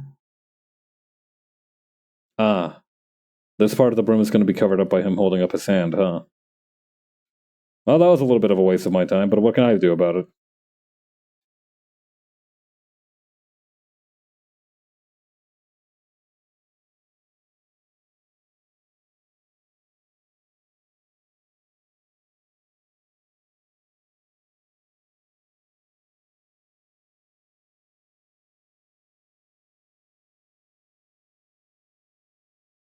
Hmm. Actually, come to think of it, there might be an easier way to draw glasses if you were so inclined. You could just draw a vector layer on top of whatever layer you're currently using for line art. Then, no, it couldn't be a vector layer. It would have to be a line layer, and then, oh man, that'd be so much more convoluted. Let me finish that thought though. So you'd have to make a layer for the ellipse to make the glass shape. That would have to have a black or a gold outline, depending on like what you're making the glasses out of, right? It would have to have the outline of the material that the frames are made of, and the inside would have to be a kind of dull blue or whatever tint the lenses are. Then after that, you would have to duplicate the frame part, or at least select the frame part, and like go to another layer and give it the outline treatment. And that's how you would accomplish that. But that's just, it seems like almost more work than just going in with a prepared palette. I don't know. It's hard to judge with these kinds of things sometimes. I mean, the other alternative is that you forego drawing what's behind the glasses at all and just make them like super thick, impenetrable, like Coke bottle glasses. You know, like those that some anime characters wear, like that. That has its own charm, but it's not a one size fits all solution.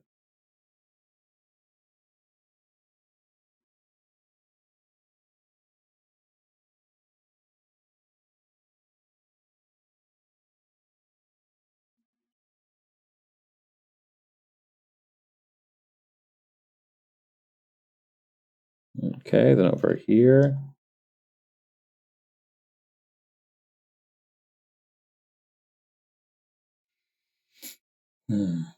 Recently, I was going through the files that I had saved on my computer. I have a big folder. So I have I have discussed previously how I'm the hoarder of JPEGs. I have a folder of the pictures that I've downloaded that I'm meaning to transfer to a more secure location. And one of them is this screenshot of a JoJo chapter where there's like this bus driver and he's saying something along the lines of the difference between like just keeping the end result in mind and prioritizing the end result. So if you end up prioritizing the end result, you start to take shortcuts, right, to make the end result come around either faster, better, what have you. And in taking those shortcuts, you kind of like lose sight of the truth of the situation. You stop caring so much about like what it actually is, and care about like what it should be. And because of that, you often end up the end result actually ends up suffering more than if you had just taken it normally. Although that's not always the case, I suppose. But yeah, I think I really needed to hear that recently because I've thought a lot about like the different shortcuts, different like things you can do to avoid work. When in reality, you should be trying to think of ways to not necessarily avoid, but facilitate or if possible, eliminate the work. For example, by having a good selection of 3D model poses on hand, I don't need to pose the model myself. That eliminates a degree of the work, although I do occasionally have to fine-tune the poses myself. But even then, that also eliminates the work of having to brain out the pose all lonely on my own, which would take hours to make look correct. That's something that I want to get better at, is being able to follow the flow of my sketches a little better, because I have a lot of these that I just sketch out just willy-nilly, right? These poses and whatnot. But then I often end up having some issues with getting them back together, if that makes sense. Like once I transfer it from the sketch to the line art, it becomes much more difficult for some reason. And I think that's a universal frustration because of the fact that I don't know, there's all kinds of reasons for it. For example, one of them was that with the sketch layers, your brain is trying to like fill in the gaps of information, so it's not noticing issues that would otherwise be much more noticeable. Stuff like that.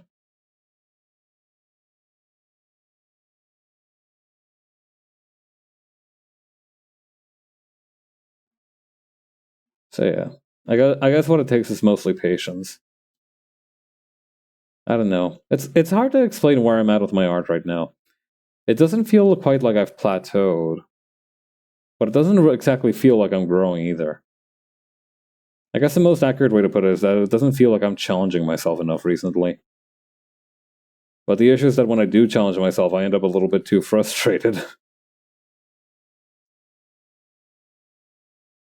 So it's difficult.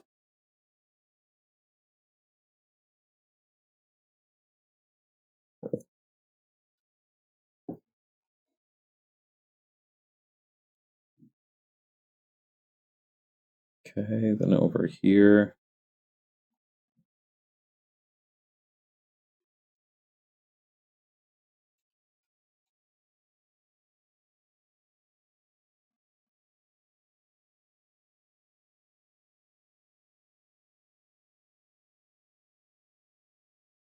Whoop.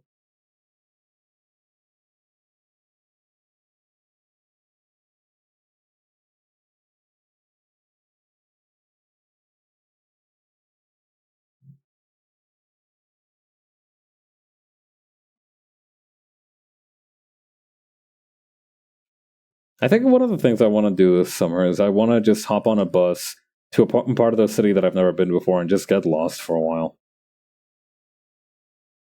That's a risky move, though. I'm gonna really need to prepare. This isn't quite like in other places where I've lived, where it's like urban sprawl no matter where you look, and you'd be able to find a meal or a metro station anywhere you'd like. The bus stations are much farther apart. If I wanted to go exploring, it'd be a little bit more. I have to write a proper itinerary compared to just like wandering around like I used to do. Well, I guess I can still be a little bit carefree about it, but it'd be more difficult to get back.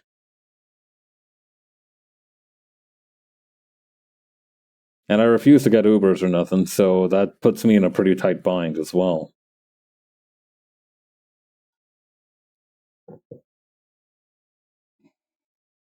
Where's the other wing on this?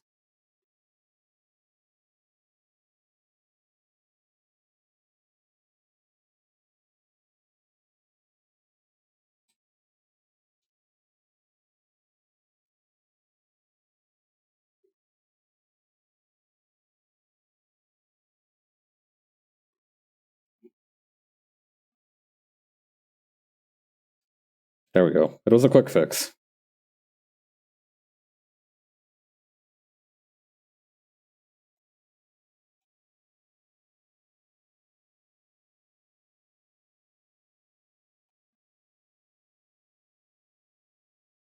Okay, then over here.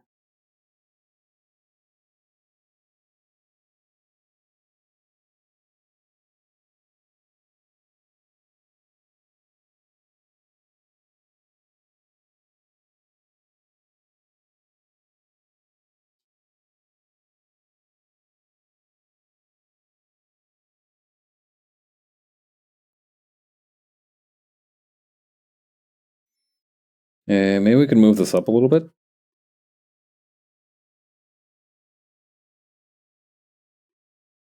Hmm.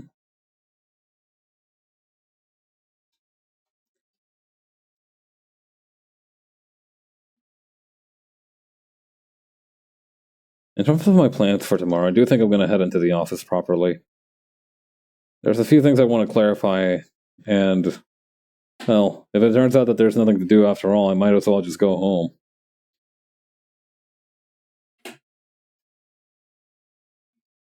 But while I still have them left to clarify, I should try to get them in a place where I can really just put my nose to the grindstone, so to speak. I don't know. Something about my most recent project makes me uneasy.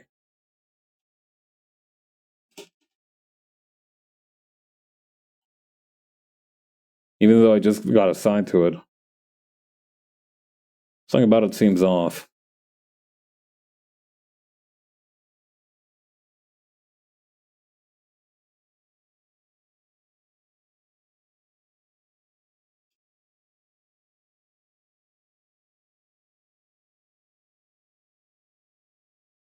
But, well, even if something's strange with it, I'll just have to figure it out one way or another.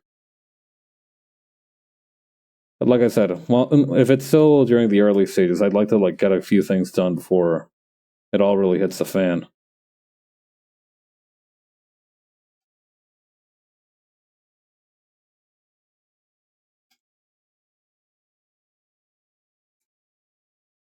Haruo, hello.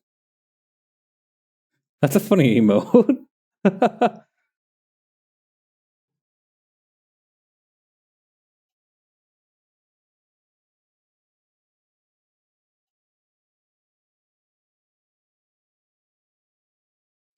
Yeah.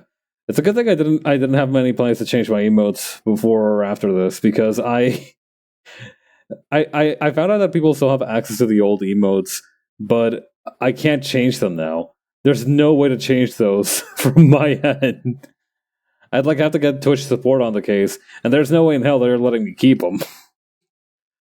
I don't know how it's possible that I kept them somehow, but I don't know. Maybe I could do something like next year, just really funny, and just get like a affiliate again for like a month, and get everybody to try to and rack up points, and then do another garage auction.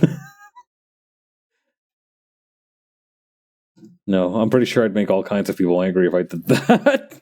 Even though it would be a little bit funny. Well, I say that, but the person that it would make angriest is myself.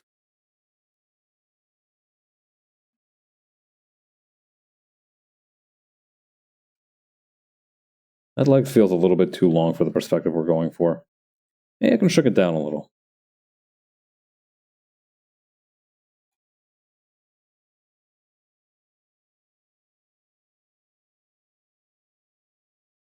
That's maybe too much shrinkage.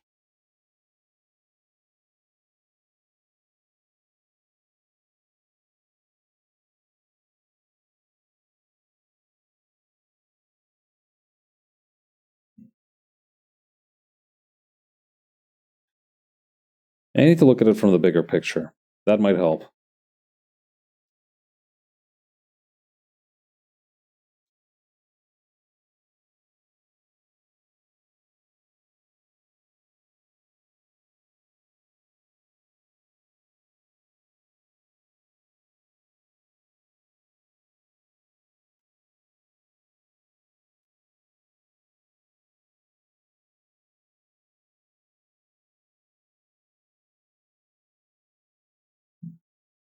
Okay, then over here.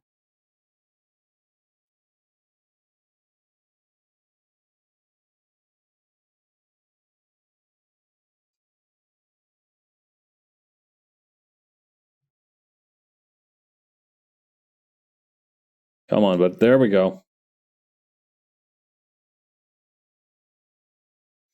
God, I remember how there was also like I'm thinking back to Detective Pikachu now.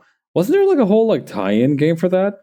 Did that ever end up gaining traction? I remember somebody was they announced like a sequel for it or something for the Switch, but I don't think it was ever particularly successful as a project.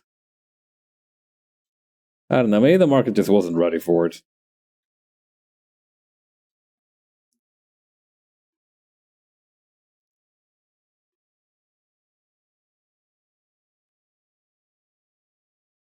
Okay, then over here.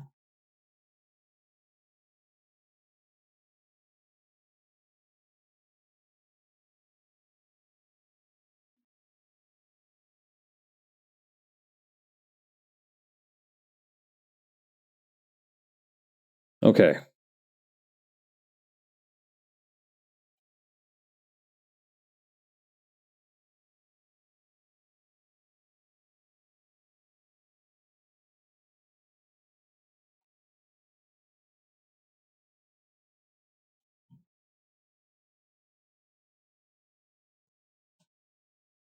No, wait, that boot's totally going in the wrong direction. I need to move the knee now. Otherwise, it'll be like he twisted his ankle mid step.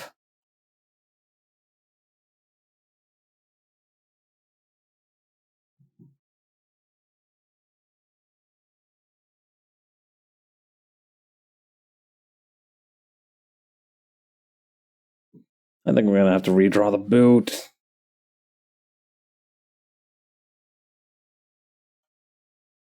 Okay, let's put the middle line here and get this thing out of there.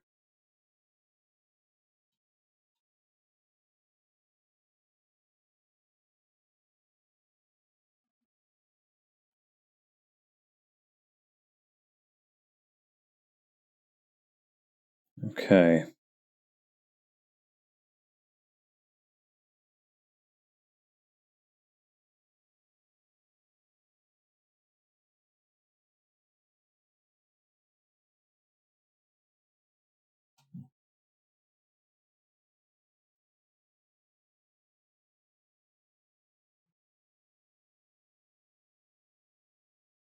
Then moving this over here.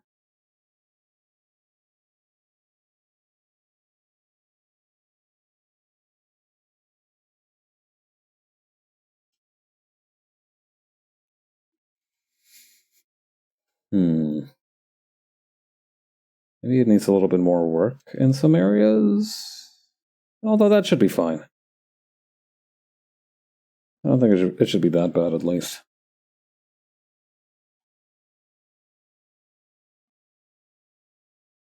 But yeah, I was hoping for a couple of underhanded throws for the next couple of weeks, but it looks like it's just going to become hectic starting, well, maybe more towards the end of next week. But even if that's the case, I'm sure I'll persevere somehow.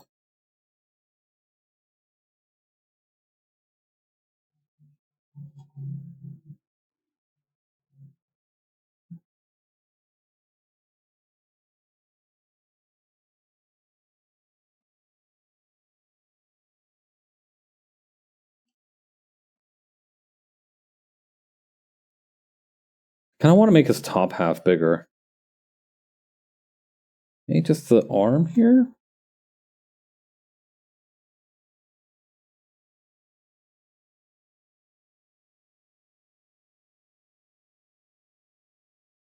Maybe the other arm over here. There's not that much to redraw, thankfully.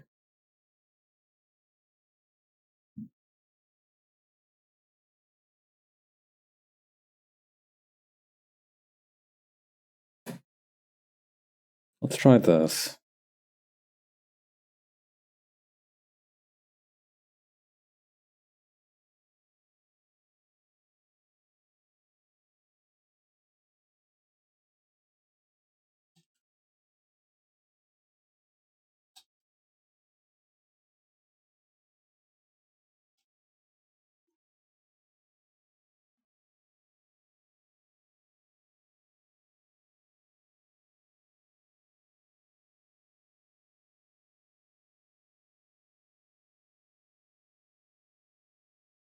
Okay.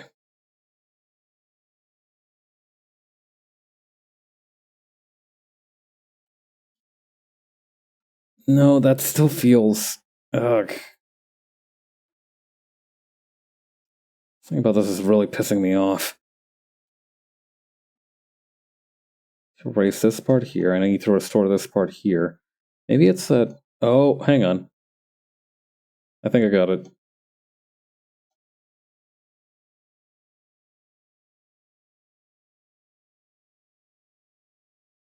I just put this a little bit closer to here. Ugh, no. Although moving the chest outward a little bit was the correct option.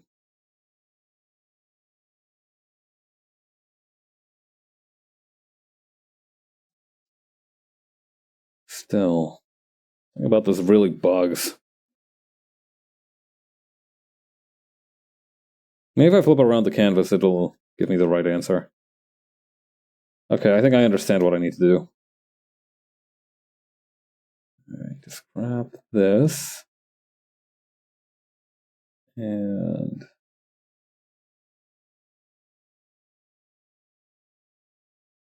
yeah, no, I think it was just a matter of toughing it out and redrawing part of it.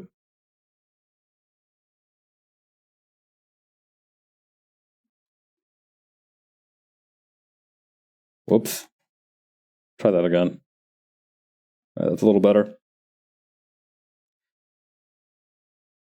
Okay. Tuck that out, and that looks a sight better than before. Ow.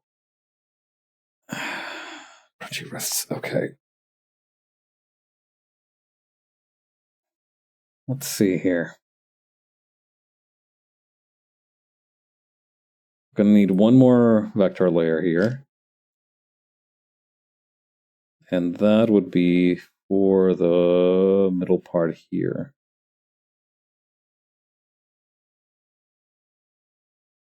I'm gonna use a symmetry ruler.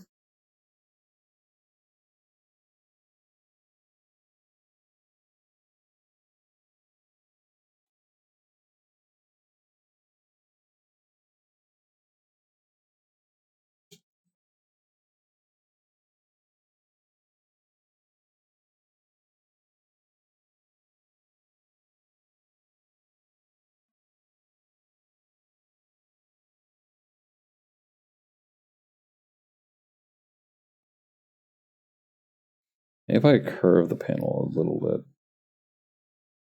Oh yeah, that's much easier. Alright, let's try this.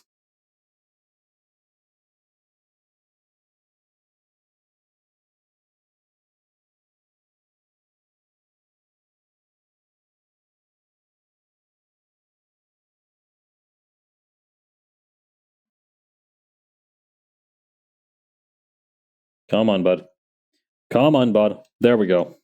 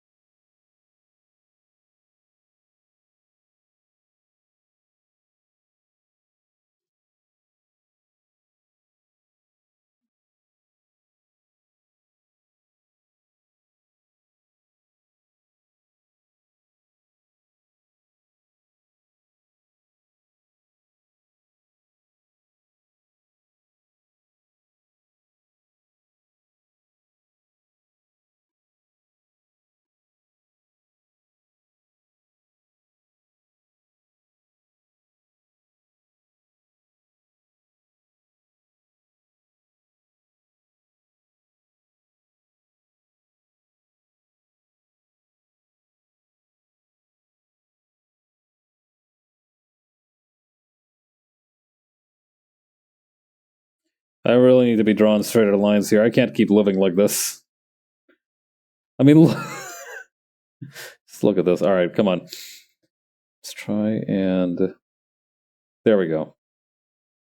No, that's still not straight. That's still not a straight line.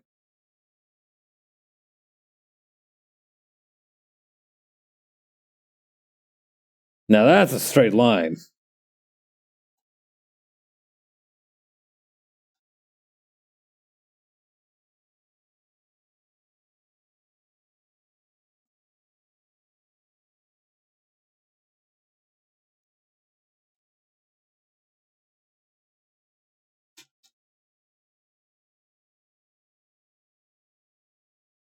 Okay, now I made it more rounded over here. God damn it.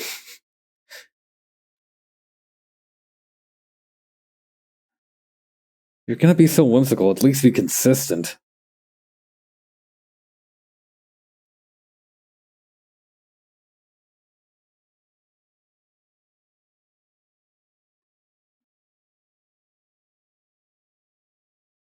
It always feels so unproductive to cuss out your past self, but sometimes he really earns that shit.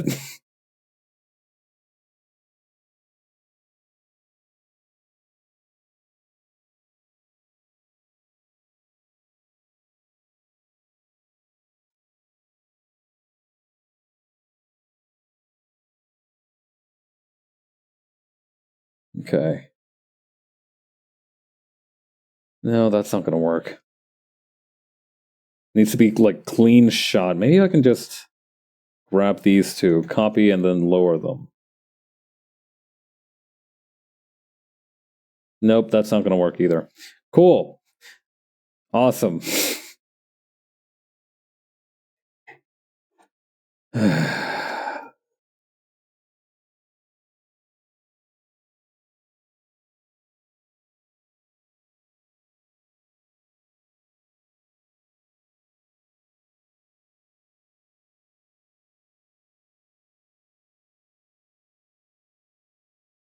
Come on, bud.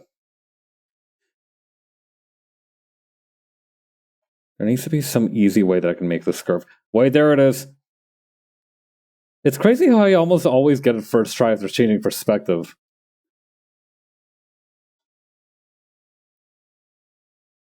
It really is just about, like, trying different approaches, huh?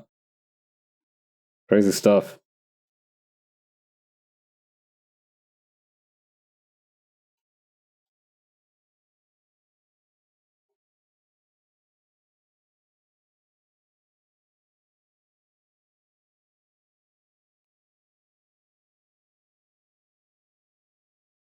Okay, we'll get rid of this one here. Wait, no, that wouldn't work. Alright, let's try something else.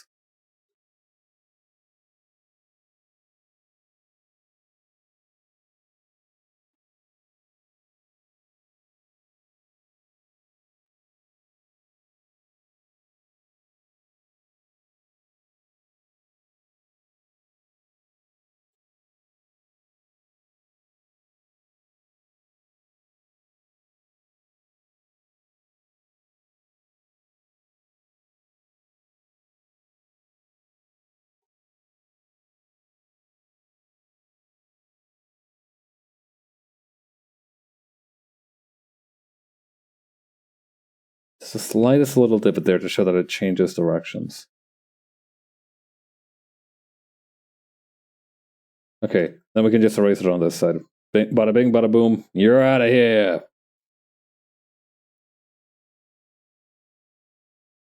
As for the curved door, that one shouldn't be too difficult, actually. Although, it does bug me a little bit that I'm not adding... It feels like I'm not adding enough.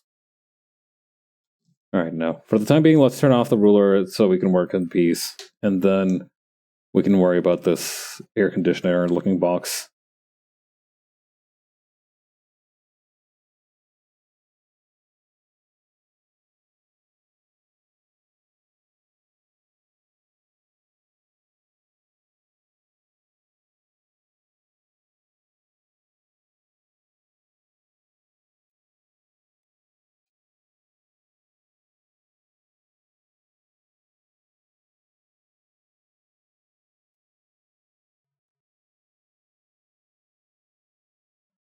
Simplify it. No, what is going on here?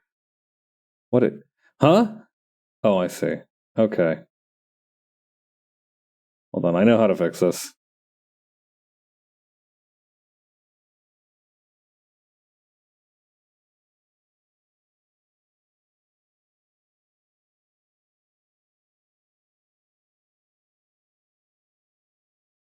It's a little awkward, but I guess it can do. Maybe I can just thin it out a little bit.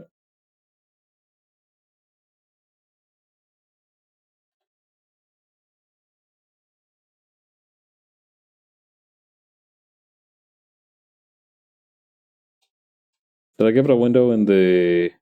No, it's just like that. Okay, cool. Good, actually. Right, and we're looking for some kind of roundish, squarish porthole. Or door to the back, I suppose. That's easy enough to make, actually. I just need the rectangle and to hella round out its corners.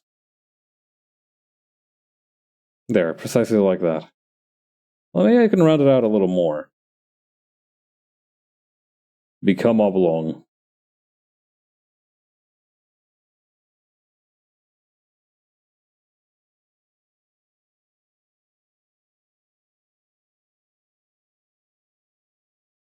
Draw vector line width, and then just make this a sight thicker, and then we should be good.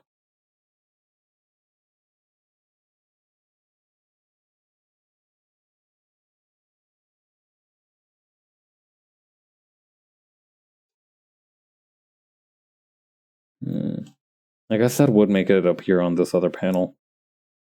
Let's just add it in quickly.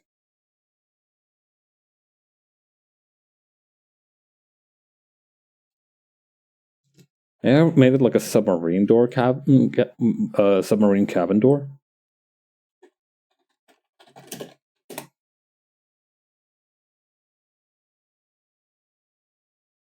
Oh yeah. If that's the case, then there's really no need to fear. It's fairly simplistic. Just gotta... Well, maybe add a second cap here.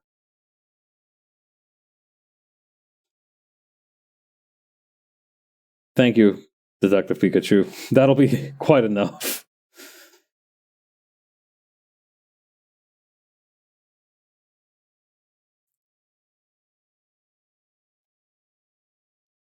Okay. Or maybe it's supposed to be like blast doors or something. There's a band called Everything Everything that has a song called Blast Doors, and I remember really being into that song in my last year of university.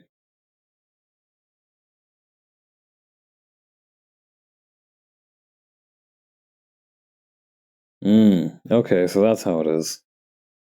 Check this thing out. Okay, I can't drag it onto the screen for some reason. Why are you... Hang on. I know exactly how to get around this. What the f... Alright, I guess we're just not going to see a pair of blast doors today, I guess.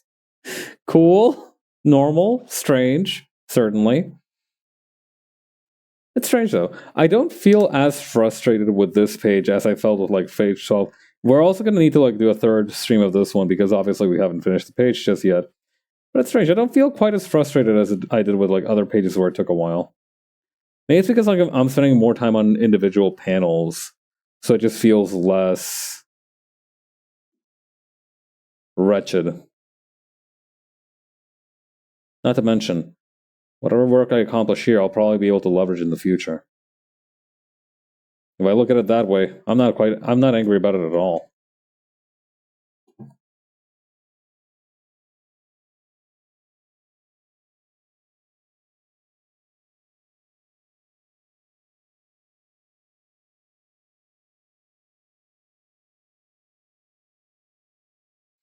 What's the what is there like an international symbol for engine?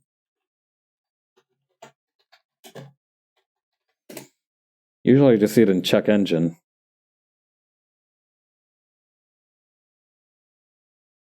Oh, yeah, like this one. This'll do. Oh, let me check it royalty free though.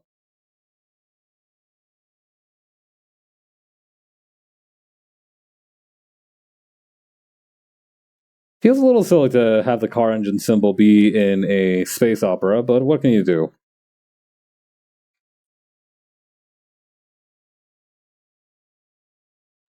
It is, as they say, not broke, so there's no reason to fix it.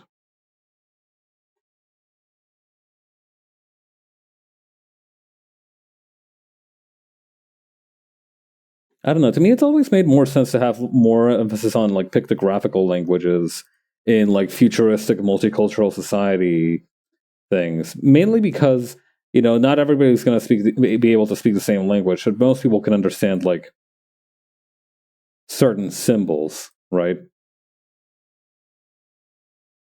I don't know. It just seemed like a pretty practical solution, so I'm fond of it.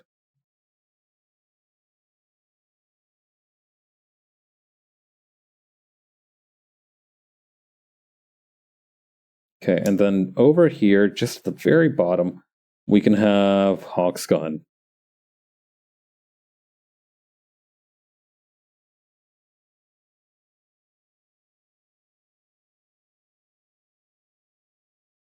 You thought I was going to make this crazy detailed and expressive?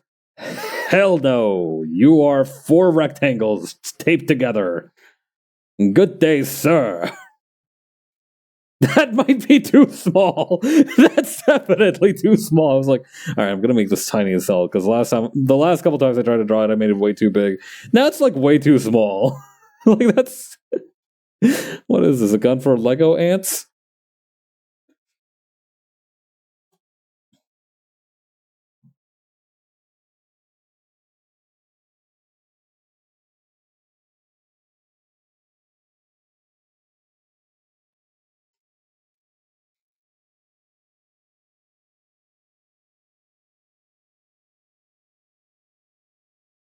Okay, then over here we do need to add a little bit more detail to it, but that's fine. That's not an issue.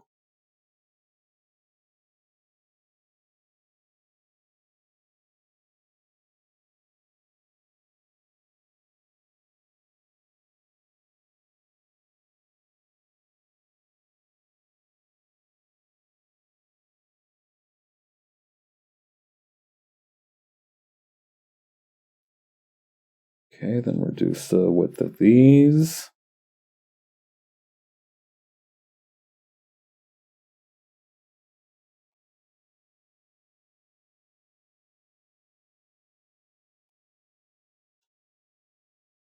Make it just a tiny bit bigger again. Why not?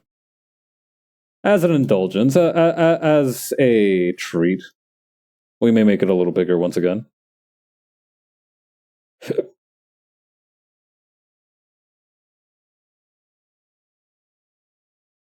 Alright, that should wrap it up for this panel.